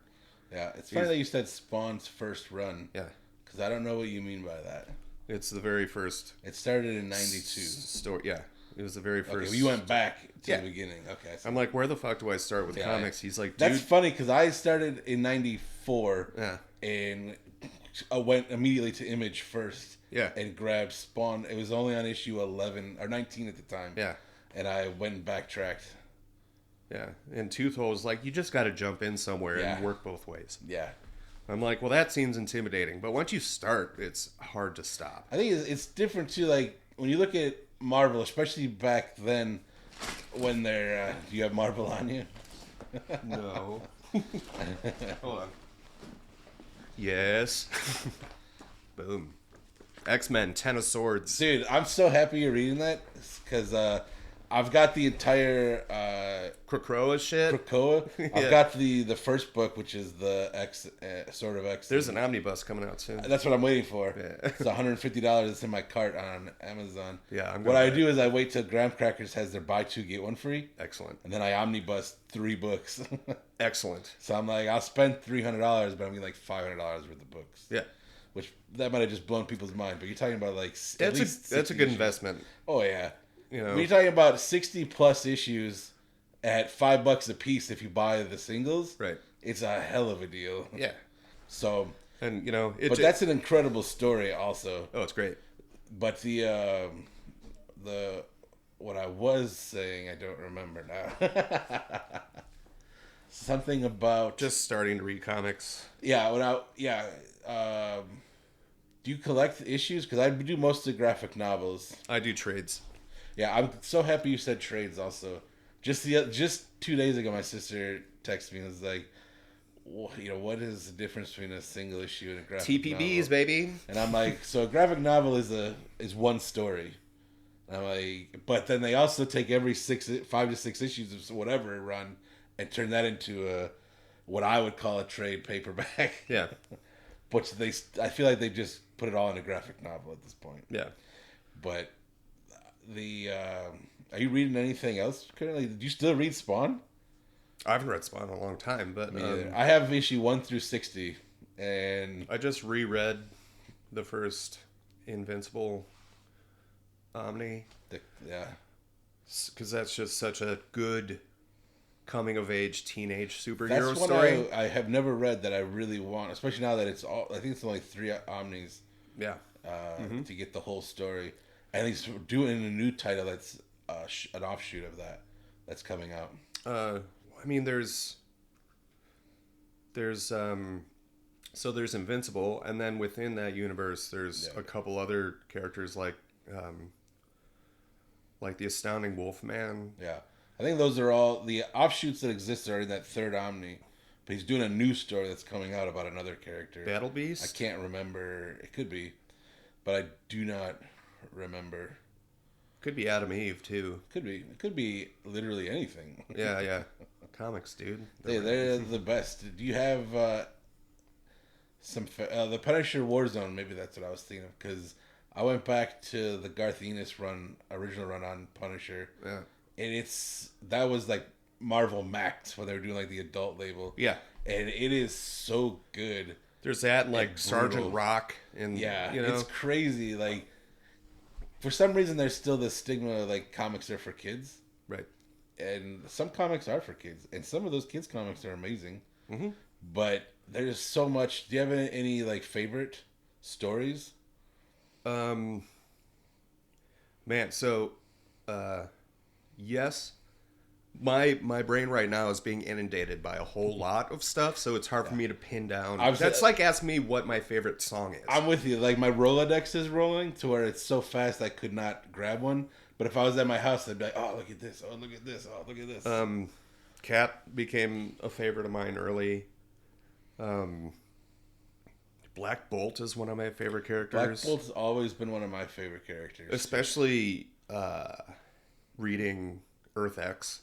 Yeah. I don't know if you've read that. I've never read Earth X, but for some reason I've always gravitated towards Black Bolt. I love Medusa also. Like Yeah. their whole. Also, who doesn't love Lockjaw? But that Dude, Lockjaw is the shit. Yeah.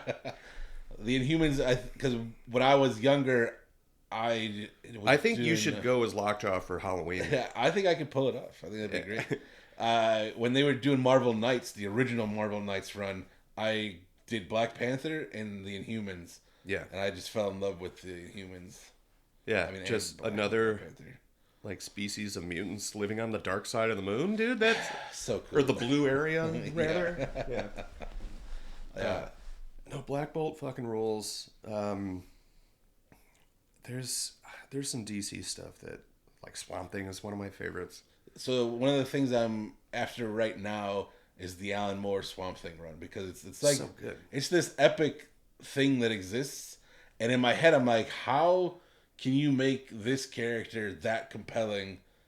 Because I have no idea, and I'm like, but I've read plenty of Alan Moore where I'm like, if anybody's gonna do it, and you know, one of the main characters in that is Constantine. Constantine is such a dick. yeah, I do love him as a character. But he is. I'm reading. I just picked up a big, thick Zatanna. Yeah. And he just shows up at her house and stays over when she's not there. Yeah. And she's pissed, and I'm like, typical John. That dirty Yeah. motherfucker. Yeah. I read a lot of indie. Like I love Image. Boom's been putting out amazing stuff. Like, because I started with indie books, and it's similar to how I like movies. I love big tent poles, but I love little indie films And also. there's other shit too that you know, like shit by like Adrian Tomine and like Ghost World and Yeah. non superhero comics that are fucking awesome. The non-superhero stuff I really, really love because you get these human stories. Even stuff that has this fantastical comic booky stuff around it, they still have these streamlined, beautiful human stories. Like there's this tattoo on my hand is from this comic book called Reborn. Okay. And it is incredible. It's just this old lady dies just in a retirement home one day, and then she just wakes up and she's like in her 20s. Her dad's there. He passed away a long time ago. Her old dead dog's there. Like it's this second version of life. Yeah. With all these people that she knew in life, and it's insane. And she's looking for her husband, who died many, many years ago. And then while she's there, she's like, she learned that while he was there, he remarried and they had kids, and they could never have kids in her world. And it kind of changes the whole dynamic where it's like, well, it's even worth, because we find out he was taken by some evil guy, and like, it's even worth for her to go save him. And you have to like really deal with that. Be like, okay. And I get really, really emotional about comics because here's somebody who doesn't have to do shit, doesn't owe anybody anything, but it's like, no, it's the right thing to do. Yeah. And she pulls this lady who's with her husband now, his kid aside, is like, I'm going to go save your dad. It's the right thing to do. And she just wants him to be happy. Like, It's so good. All-Star Superman. Great. There's a particular panel in there that I can't even talk about without bawling my eyes out. Yeah. Because it's just such It's what I consider Superman. Yeah, they kind of distilled his character to be sad and sweet, Yeah. and I really enjoyed that run for sure. It was. I believe that's Grant Morrison, right? Yes. Who's fantastic on his own right. Yeah. But that's the thing where Superman's dying, so much is happening, and the panel buildup is like Lois is literally like yelling at him because she just found out he's dying, Yeah. and because he can hear everything that's happening on the planet Right. all the time, so he can hear all the people that need him, and he's like, I have to go, and then it cuts to this. There's this stereotypical goth-looking girl on a building whose therapist is running late.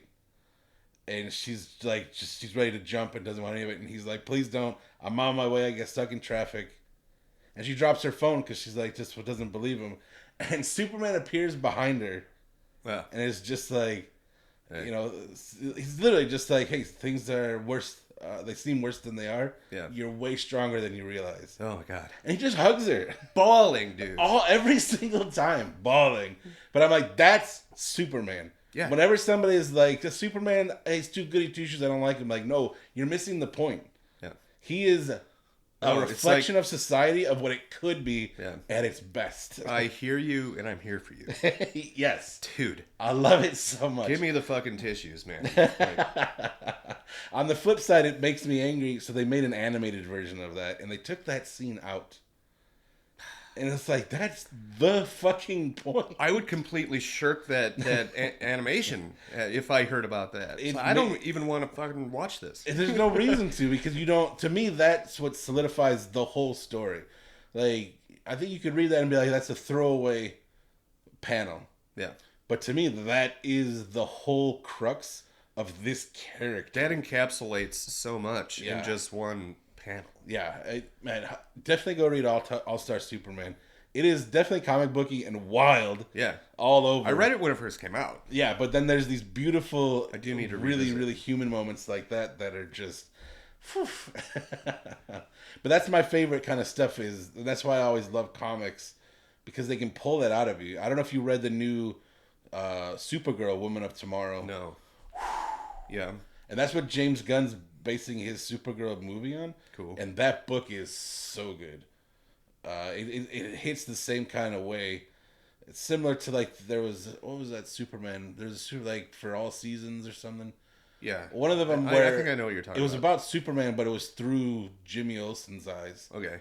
And this is Supergirl through somebody else's eyes, and but like just the emotions that it gets is so good. It doesn't. Yeah. I can't understand how anybody doesn't read comics. Yeah. Wieners. Yeah. I also, when I go to the shop, I'm close with the guys at the Grab Crackers in DeKalb. Yeah. And I call single issues episodes and graphic novels seasons. Red. That's cool. Yeah, there's a comic that I have not read yet, but it seems super interesting. The premise is, I think it's called Sex Criminals. I have the first volume of that. Okay, and Yeah. it's about a Matt couple, Fraction. Matt Fraction. About a couple that can stop time while they're banging. When they have sex, time stops, and they use that to rob banks and commit crimes. It's so romantic. It's actually it's such a unique idea. Yeah. It's pretty awesome.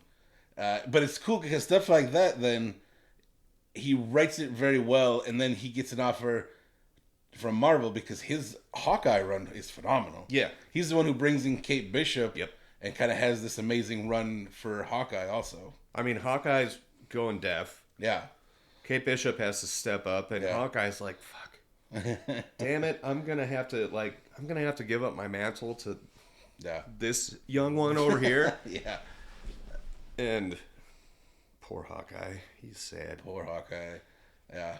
That is a really good run, though, and Matt Fraction is great. That's what I like about reading the indie books, too. Like, Donnie Cates. I think that's his name. I don't know. He did this book, I can't even remember what it's called, which makes me sad, because it's another one of my favorites. Oh, it's called God Country. Okay, I think I've heard of that. God Country is incredible, where it's the same thing. There's a bunch of crazy comic booky stuff around it, but the core of the story is this guy is with his wife and his daughter, and his dad, his mom passed away a long time ago, and used to keep his dad in line. His dad's losing his mind. He's got dementia or Alzheimer's, and just can't keep track of what's happening. And is going crazy, and it's affecting the family. And he's just so beat down, and like the sheriff's there's like he got out of the house again. You know, he knocked out 2 of my cops before we could stop him. You know, like something's got to be done here. And he's like, I'm not putting him in a home, and like you can just relate so well, and like and it's just done so good. Where this guy he's terrified because he doesn't remember anything. Yeah. And there's this big epic battle in space, and this giant talking sword comes down, and he picks up the sword. But when he has the sword in his hand, he remembers everything. Shit. And he remembers who he is and everything. Because the first thing he says is like, "How did I get so old?" Oh wow. And it just rips your heart out, and it's so well written, and I love it so much. And then at the end, Donnie writes a letter because this is what he had to deal with his dad. He did all this fantastical comic book stuff around it, but at the core, it's what he went through with his dad. And it's like, God damn, that's amazing. And now he writes like 12 books for Marvel. Damn. Because he's just so good. That kind of also oddly reminds me of Thor's original character, Yeah. Dr. Donald Blake. Yeah. It's like he's carrying around Mjolnir, but it's a cane. Right. And then he's like, tap, tap, I'm Thor now. Yeah. But they're two completely different people. Right. And I feel like back then it was very common, like, characters were definitely separate. Yeah. And they had their own lives and things like that. I feel like that's kind of gone away over the last 20, 30 years. Yeah.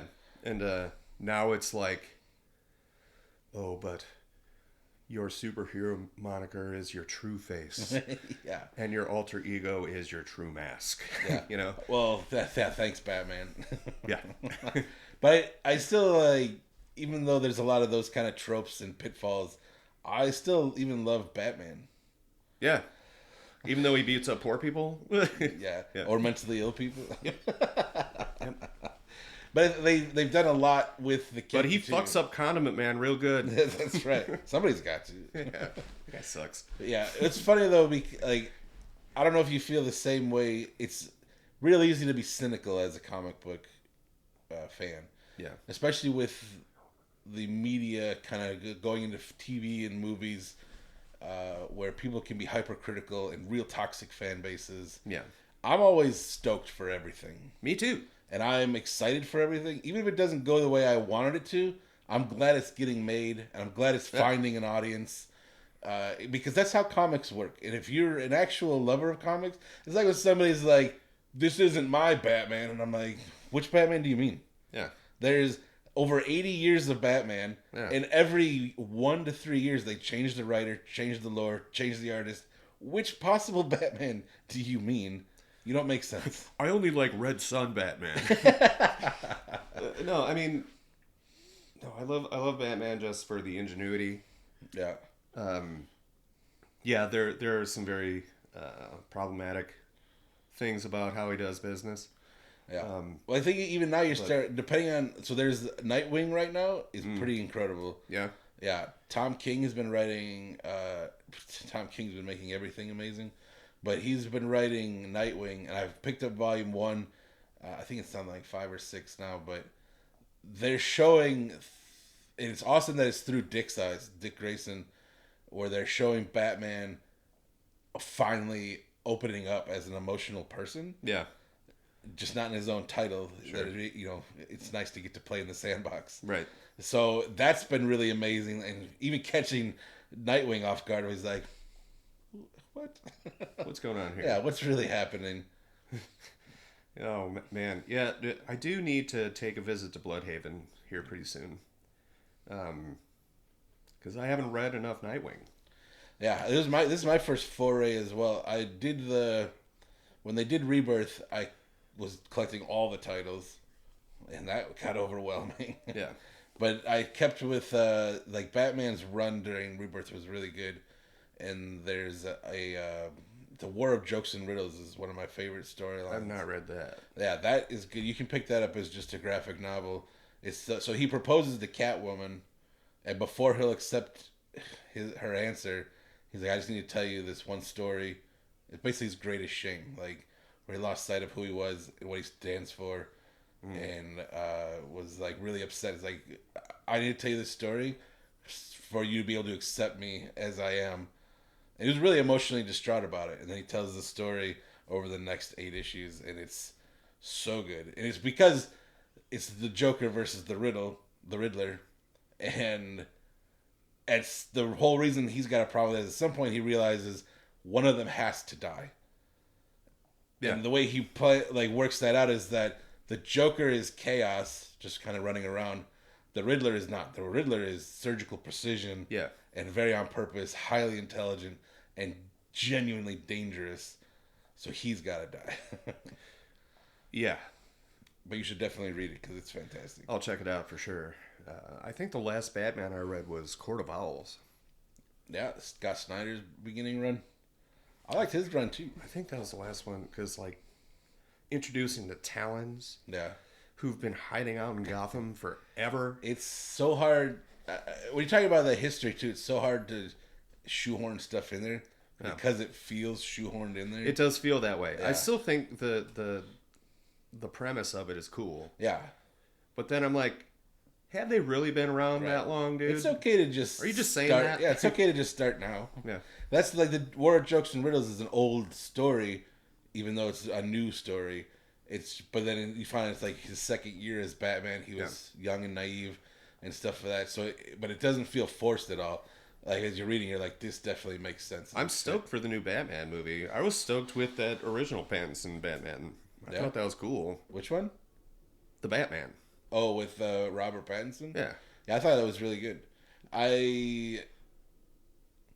If I had to nitpick, I could critique certain elements of that Riddler just being too similar to some other characters, 100%. but did not derail the movie by any means. No. I do want to read Riddler Year One. Yeah, me Because too. Homeboy wrote that. Yeah, there's a box set of all of those year ones on Amazon Yeah. that I really, really I'll want. have to scope that out. Yeah, it's like $70. May is going to be a great month for paychecks for me. Yeah. Do you read or do you care about Transformers? Not as much as I'd like to. Because I don't really. It's hard for me to get into IPs that are something else in the first place. Like Yeah. I love Rick and Morty, but the idea of reading the comic bothers me. Even though I'm sure the comics are phenomenal. Sure. But man, they relaunched Transformers and they relaunched G.I. Joe, Are they crushing it? and they're a shared universe, and they are. I did read something killing about it. that. It is so good. That's rad. Yeah, it's really, really. I think really I saw like I'm sorry to cut you off. I think I saw like a cover for it where G.I. Joe and Transformers are in the same sphere, and I thought it was like a joke or something. Nope, I thought it was it's a real thing because they did it so beautifully where they had a miniseries of Duke and a miniseries of Cobra Commander and a miniseries of Destro and a miniseries of Scarlet. Yeah. And then those bled into the G.I. Joe title proper. While Transformers, there was this random title was started called Void Rivals. okay. And during Void Rivals, which is like you just say, oh, this is just a cool story, and then all of a sudden they stumble upon Energon, and you're like, Cool. wait, what just Yeah. happened? Yeah. And then that leads into the Transformers title proper, Dude. and they're all like just in there together. I'm telling you, they're so good. That's cool. I do want to learn more about Destro. Yeah, Like, I know nothing about Destro. Why is your head metal, dude? Like, you know. yeah. Even the Cobra Commander one was crazy too because he comes from like a snake-like planet. Yeah. So like even seeing his backstory was wild. Yeah. And kind of how he ended up there. The Destro one's really good too. The Baroness starts on the G.I. Joe team, which is insane to me. That's cool. Yeah.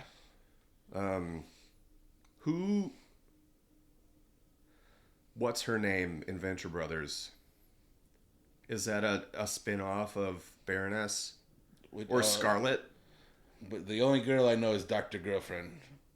No, the redhead assassin. Oh, yeah, that is with Brock. Yeah. I cannot remember her name. I just remember him having a massive boner. Yeah. And be like, I gotta go take care of something. Yeah. And he's just walking around with a pants full of cock. Yeah. I love that show. He doesn't say that I need to go rub one out. He says, I need to go take care of something. Patrick But, Warburton's is excellent. Patrick Warburton is a just treasure. Dude, speaking of... So he was in the original live-action Tick. That's true.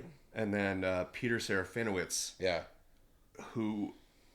Getting to know that actor better Yeah. has been He's so good. a boon to my life. Yeah, it's crazy because I think that version of the Tick is better than the Warburton one. I agree. But I missed the cartoon so much. Oh, it was great. Yeah, it was so good. I feel like there's no reason it can't still exist. I know, like even Ben Edlund, I think, still writes the comics for the Tick. Really? Shit. Yeah, That's cool. Yeah, no, one of my favorite one-liners from the Patrick Warburton show, I think it was that original run, was, "Don't be an Adolf Quitler." I thought that was great. yeah. One of my favorite things that I try to break in as much as possible is from the cartoon of the Tick, when he fights El Cid, and he gets this stuff on him that grows vegetables out of his chest and head. Okay. But at the end, he'd always give like a little life lesson that made Yeah. no sense. Yeah, yeah. And it's like, you know, Arthur, when a tomato grows out of your head, it sort of gets you thinking. What do we really know about anything? Life is just one great big tossed salad, but you don't eat it. No, sir. You live it. I like also how his antennae are also like They have their characters, own thing. Yeah. and he gets kind of like weirded out or sad, and the one just kind of goes down like that, Yeah. or he's confused. It's like, huh? I think that show is so far ahead of its time. I agree. Yeah, that was a good time, Are you watching the new X-Men? X-Men 97? dude. Did you watch those? That first season kicked my ass, man. Dude, that first episode, the second that Master Mold and the Sentinels were like Omega level mutant detected, I was like, oh shit! Like- Finally, we're giving some respect to Storm. Seriously. It was so good. No, like the storytelling was amazing. Everybody's kind of gay, and and I just think that whole first series was rad. I agree. The second season kind of fell off because they There's kind of. not been a second season yet. Oh, I thought there was a second season, and like they kind of kicked their showrunner. No, it was the second half of that. So Bo Mayo wrote all that. Yeah, And then they never explained what happened. right. But they got rid of him, so it makes me kind of concerned for season 2. Right. But I feel like enough seeds were planted that if you just follow the trail that's already been made, you'll be okay. Yeah. And I'm like, the original run was amazing back in the 90s, so I feel like they can still do just fine. I don't feel like they're going to pivot and go in a whole new direction. Me and Isaiah would drink 40s and watch those burnt DVDs when we lived together. Yeah, it's funny. I that's one of the few things I downloaded. It took 3 weeks to download Dude, yeah. the X-Men when I used to do the BitTorrent stuff. Yeah. Back in the day, remember when you had to steal stuff? Yeah.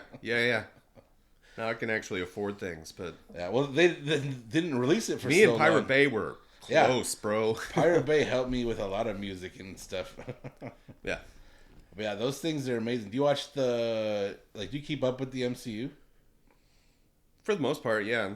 You've seen all the films and do you watch those Yeah. TV shows? Mm-hmm. What Not so much Agents of S.H.I.E.L.D. That's not canon. I've never watched Agents of S.H.I.E.L.D. either. Yeah.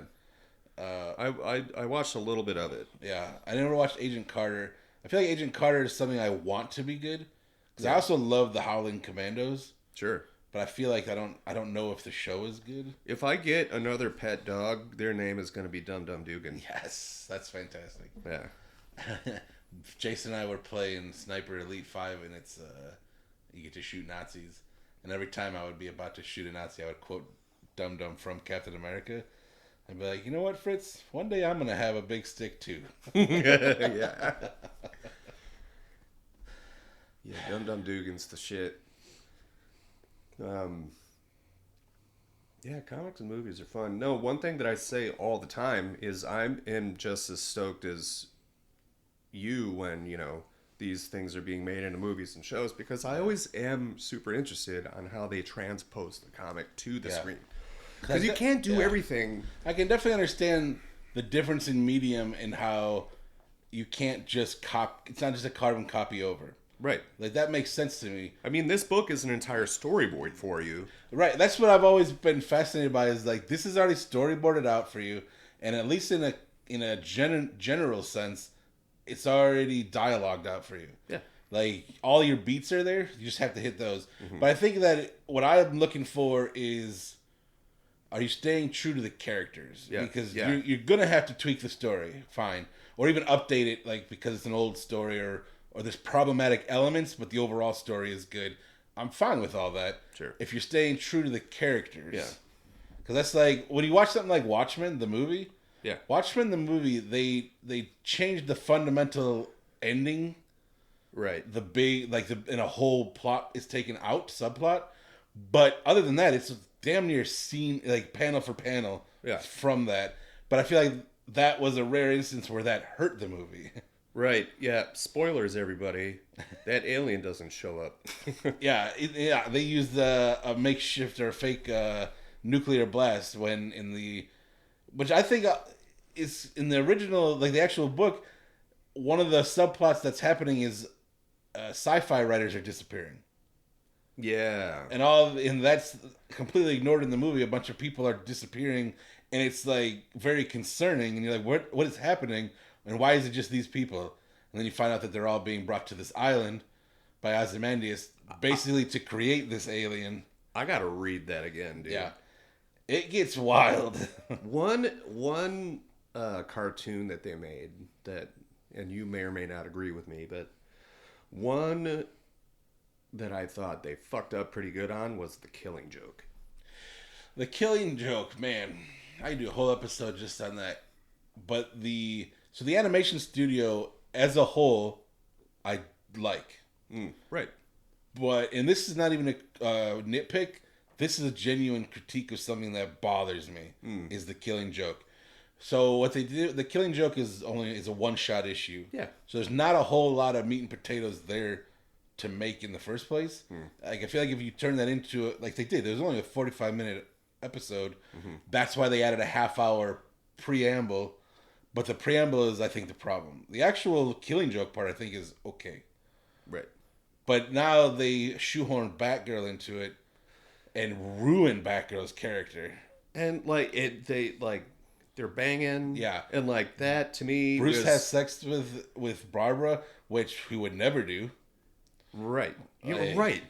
Like and- why? It didn't make sense. And then she turns into like a jealous girlfriend, Right. and also Barbara wouldn't do. Wildly out of character as well. I was shocked at who was involved in writing that and went that route. Yeah.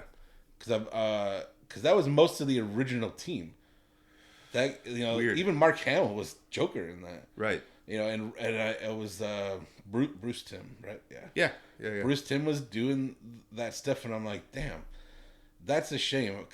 I think that there's a space for a pre-story, but those two particular beats killed it. Right. Like, if you want to establish Batgirl just because she's tied in, I get it. Because in the original one-shot, that's already built into the story because there's history all the way back to the 40s. You know who Batgirl is. Right. But if you're just watching The Killing Joke, he's just showing up and shooting some random lady. Right. And it doesn't make sense. So I'm for introducing the character and establishing her history, but don't turn her into something that she's definitely not. And like, what a disservice to female characters everywhere. Holy Christ. 1,000,000%. Yeah, that was horrible to watch. Another one that pissed me off personally is the Injustice one. Because I have the first 5 years, the Injustice 1 is 5 years of books. I loved reading those books. They're so good. And then if you watch the movie, That's Alex Ross, right? no. No. Injustice is Tom Taylor writes it. But I think Alex Ross just did the covers. he might have done the covers. I've got in the collections. I don't have the every individual cover. But the movie takes all those. It doesn't even cover like the first year, and they take out all of the best parts. Like there's so many parts in Injustice. It's another one that'll rip your heart out. Like what happens with Ollie when you've read the actual book, right? Yeah, it's been a long time. But... When they show up it's towards the end when they're synthesizing the pills to make everybody have Superman strength, and they break into the Fortress of Solitude and realize his parents are there. Like, oh shit, we made a mistake. He's gonna come after us. Yeah, and they all leave, but Ollie gets stuck there, and Ollie has always been tied with one of my favorite characters of all time because I love Black Canary. I'm a sucker for fishnets also.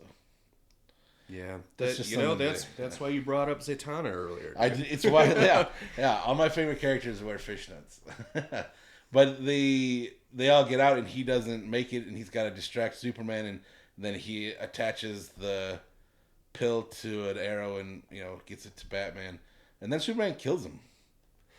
Yeah, literally, but like he calls Black Canary Pretty Bird, and it's the sweetest thing ever. And that's all. Like he's literally like, I know this shit hurt, but I don't feel anything. And he's just talking about how much he loves his pretty bird.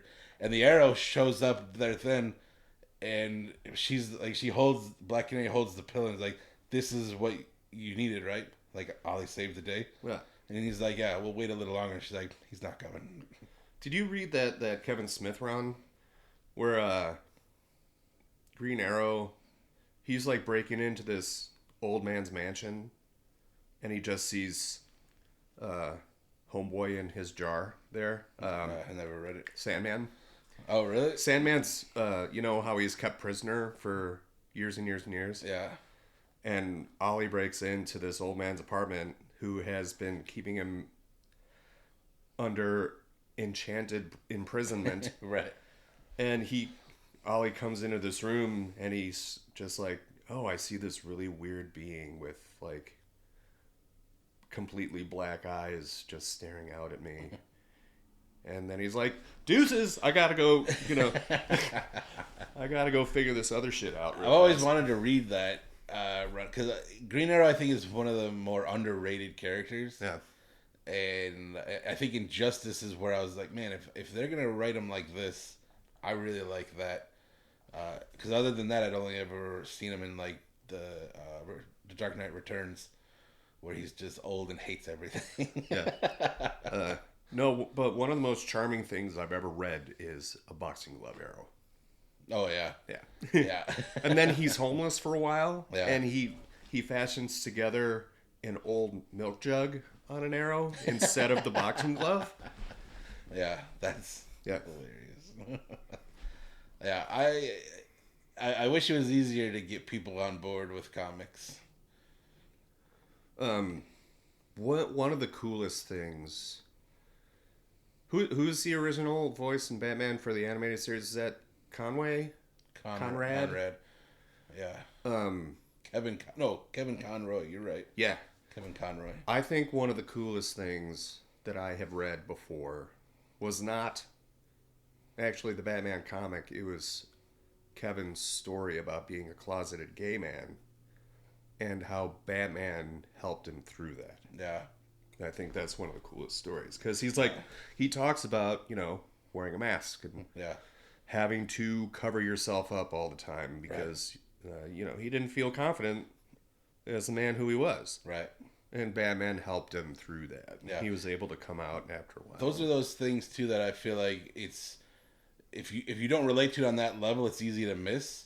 But those are those further deep points of why these things are important and why they've able to survive generation after generation after generation. Like there'll always be Batman stories. Yeah. And they're always going to, and it evolves. And this is that thing where you can see certain toxicity where as the characters evolve and inclusion starts happening, comic books are supposed to mimic society at that time. Yeah. Of whatever time period you're reading them from. Mm-hmm. And that's like people want to fight that. I'd be like, "Oh, can't believe there's a Mexican guy Batman." Like, No, it's weird that there wasn't before. You ever read Blue Beetle? Right. Like, Yeah. It's like the whole point is because they'll fight too and be like, well, why don't they just make a new character? And I'm like, the beauty of the character and the point is that anybody could be Batman. how many people actually know that Bane is South American? That's funny you said that because I recently was talking about Bane and I was like, he's literally like the head of a sovereign nation. Yeah. It's true. He's like, so many characters are just, you don't even think about it. You just presume they're classically white people. And it's like, that's not true at all. Right. Until if you hear their real name, you might be like, oh, that's different. Right. But people don't think that far into it, which is a shame. Also, I want to learn more about where Cockknocker came from. Yeah. That Mark Hamill is another treasure. Indeed. Yeah. He just seems like a lovely dude. He does. So, talking about comics and being genuinely stoked on stuff that a lot of people are, I'm not going to say a lot of people, a vocal minority on the internet is weird about. What do you think about Star Wars? What about it? Like, in the same sense, like, I love Star Wars. Sure. Yeah, same. But I feel the same way, and I feel like it's almost becoming like people want to attack me for being stoked on Star Wars, Right. and I don't understand. Like It's like passe now or something. yeah, like or it's like trendy to hate on Star or Wars, like we're just fucking noobs. yeah, You know? yeah, yeah. It's like you're not cool if you still like Star Wars. I'm like, well, fuck yourself. We Right. can talk about something else, man. Yeah. I'm sorry that it became part of the zeitgeist, and now you're ready to throw it away. I've been here the whole time. Right. Yeah, don't Like, dog me for having an opinion. Yeah. Do you stay up on Star Wars? For the most part, yeah. Like, did you watch The Acolyte? Yes. Did you like it? Yeah. I thought The Acolyte was great. I thought it was quite fine. It made me so sad that because of the internet, Disney was like, They put the kibosh on it. yeah, I just don't understand. And we were about to meet the Sith Lord that brought people back from the fucking dead. Like, Right, Darth Plagueis, like, yeah. I just, Darth Plagueis the Wise. yeah, And also, like, that other dude's character, who was also in The Good Place. I think it was the same guy with the mask. oh yeah, that guy is incredibly intriguing. I forget his name, Yeah. but he's like the main bad guy. Yeah, I thought that too. So one of the most intriguing things seemed to be one of the most contentious online is this coven. Right. Like I don't understand. The Sisters of Dathomir, dude. Yeah, I understand Or witches, rather. yeah, I understand the hate online in the sense of you're just prejudiced, hateful people. You're right. Like genuinely, because the only thing you can point to is this is a whoa, this group of lesbians. What? Yeah. Like no, Oh, it's because you're a dick? Right. Oh, I understand that. you're literally a hateful sack of shit. I don't want you in my Star Wars universe. Yeah. But the idea that people would think of Star Wars, which is literally a universe, and that there's only one type of Force user out there is so stupid. Right. So stupid. So please tell me. I want to hear about it because I happen to also collect all the Star Wars comics. Like anything that's canon, I own. I've been trying to. My roommate has 2 Darth Vader trades that I've been meaning to kind of pick up the ones after the 1 Yeah. and 2. Because that shit's fun to read. There's so much. Yeah. Which is also sometimes that kind of puts me off of reading it because It's hard, there's yeah. so. So I actually much. just recently stopped collecting it. So because they just pivoted. So I have everything that's canon of the original trilogy and in between everything. Yeah. And that's all done. Yeah. They're done with that. And now they've moved on to they're filling in between Jedi and The Force Awakens. Yeah. So that's where I was like, I gotta jump off for a while because it's it's like $80 a week in Star Wars books. It's not. Yeah. It's too much. I'm like, if I ever get rich, I'll plug back in. And there's so much of this I haven't read. Right. But they're doing like the Old Republic now, and like they're going way back in time too, and it's like fantastic. I want to learn more about, the Knights, with the orange and yellow sabers, man. Like, Yeah. Is that the Knights of Ren? no, it's the that Knights of the Old Republic. Oh, okay. Yeah, Is like the Royal Guard, yeah. That's right. where they minded the temple, like they had the orange sabers. Yeah. Man, I do love that. And then, there's a purple saber just because Sam L wanted a fucking purple saber. Yeah, I love that also. Me too, yeah. Yeah, there's a book, a particular Darth Vader graphic novel called Vader Down, which is when he gets trapped on this planet and like a shitload of the rebellion is there. Like, you're talking like 40 or 50 ships, tons of battalions, and it's just him in this like mountain trench with everybody barreling down on him, and he's literally like, they're like, it would be a good time to surrender, and he's like, all I sense is a lot of fear and see a lot of dead men. Yeah. And this dude just Vaders him up. It's fantastic. I think just one of the coolest details about Darth Vader is that the seat of his throne is on a desolate planet full of lava, and it's only him. Yeah. I do like that. What's the name of that planet called? That's not Mustafar, It is Mustafar. is it? Okay, yeah. Yeah. Yeah, no, it's just him. And that's it. Yeah. Which I think is rad. I think it's like a powerful statement too, because here's somebody who should hate lava. Right. Yeah. Yeah, but I think it's also like Maybe he's just leaning into it, man. I think so. Like, he's like, why would they think I'm a bitch otherwise? Right. But I think it's too like where he like really flipped over and became Vader at that point, because that's where he fought Obi-Wan Yeah. at the end of Revenge of the Sith. Also, like, yeah, indeed. But also in the television series, when he's fighting with Obi-Wan and Obi-Wan cracks his helmet open and you can see his actual eyes. Dude. And I wanted to cry then because Yeah. you could still Yeah. see like a bisection of his personalities. Yeah, I thought that was beautifully done, beautifully shot. I like that whole series. And then getting Ahsoka and getting to see Anakin. Dude. And Ahsoka's the shit. Ahsoka's one of the best characters ever created. So like I'm very partial to a Qui-Gon Jinn, and I'm surprised that they haven't fleshed him out further than they have. Yeah. Just because he is somebody I migrate to, because he's somebody that recognized the flaws of the Jedi and how they were losing their way Yeah. early, Yeah. and like that things are about to get real bad. And then you take that step further with Ahsoka, who is literally kicked out of the Jedi, Yeah. and still keeps herself Like a up. Jedi Ronin. Exactly, like even with the white lightsabers and everything. Yeah. So good. I'm so stoked for season 2 of Ahsoka. Also bringing in the characters from the cartoon, dude. Yeah. I was stoked for that when they finally meet Yeah. Homeboy again on the planet. Oh, I'm yeah. like, that's what he looks like. That's rad. Yeah. What the heck? Ezra. Ezra, yeah. Yeah. It is, man, and seeing a live action Thrawn. My guy. Yeah. That, and, dude, I read the Thrawn novels when I was actually Oh, really? in the hospital. Like, Oh, yeah. I brought that with me. Smart. Yeah. Such good books. The same guy who writes those wrote 2 graphic novels about Thrawn. Yeah. Also, that are fantastic. Starts with a Z. Yeah. What's his name?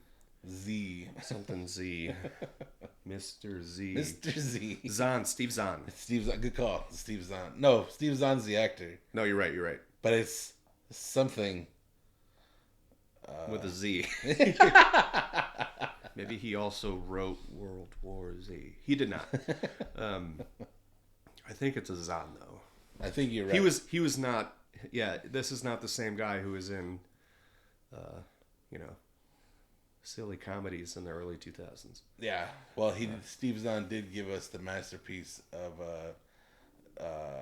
Oh my God! What's that one where he's the animal guy? I don't know. It's amazing. Okay.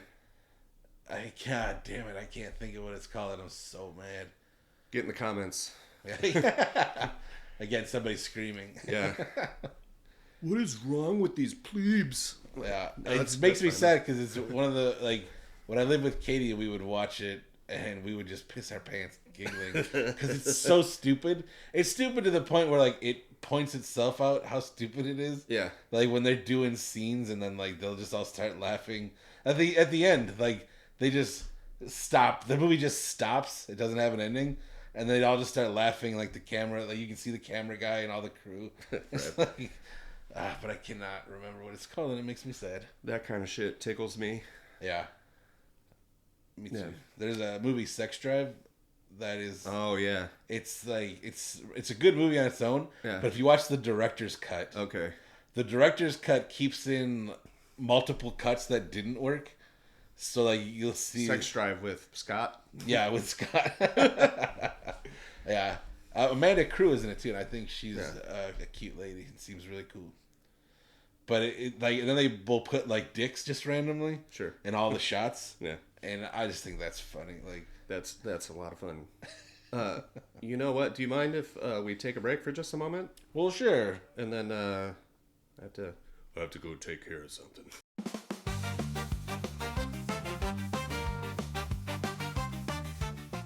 So yeah, what were we talking about? Horticulture. Horticulture, the protoculture. It's I don't even know what that is. really? That's a song by Del, the Funky Homo Sapien. Oh, I love Del so much. He's coming to town. He's going to be playing the House of Blues with Dan the Automator and Kid Koala. They're performing Deltron 3030. That's right. I think it's the anniversary. They're doing the whole album on the. I think the album before that. Whatever one has, If You Must. There's a song on there. Oh yeah, that's not Deltron. That's just straight up Yeah. Del the Funky Homo yeah, Sapien. yeah. But it's Gotta wash your ass if you must. or else you'll be funky. Yeah. But there's a song on there. I think it's called Protoculture, and it's just all about video games.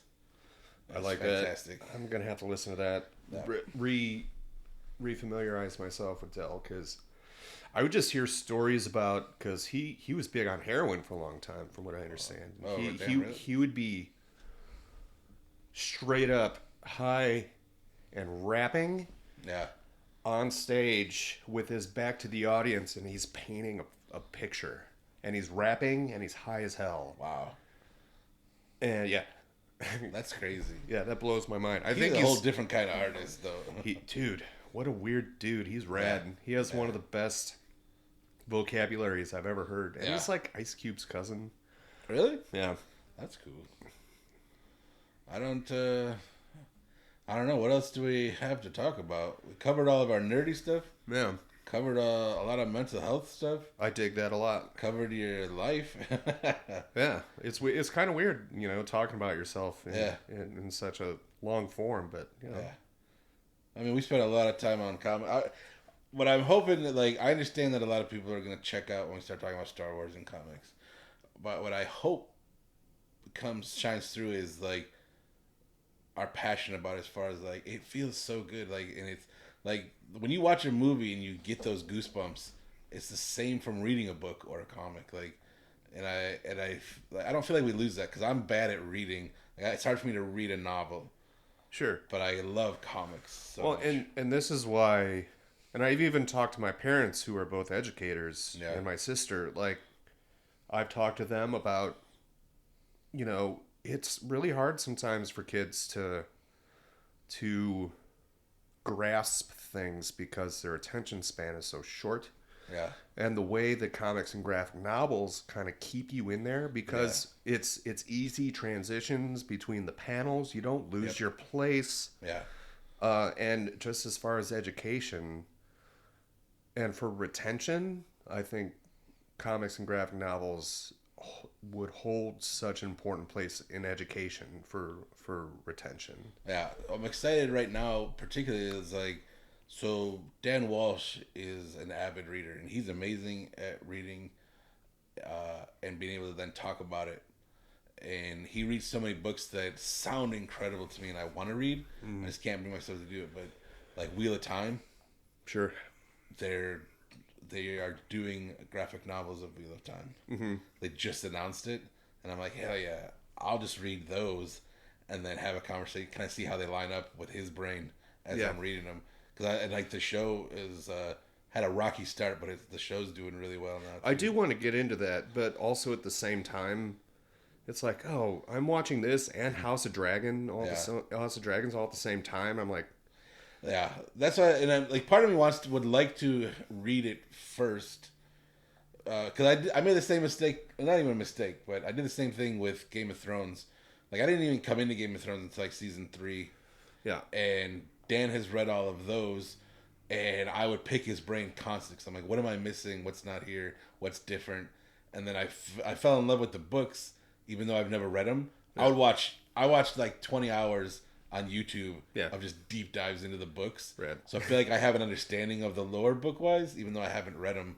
And there's so much in there that I wish was in the show that isn't. yeah. But it's the same thing. Like, they make comics of those stories. But there was still so much in the show anyway. Yeah.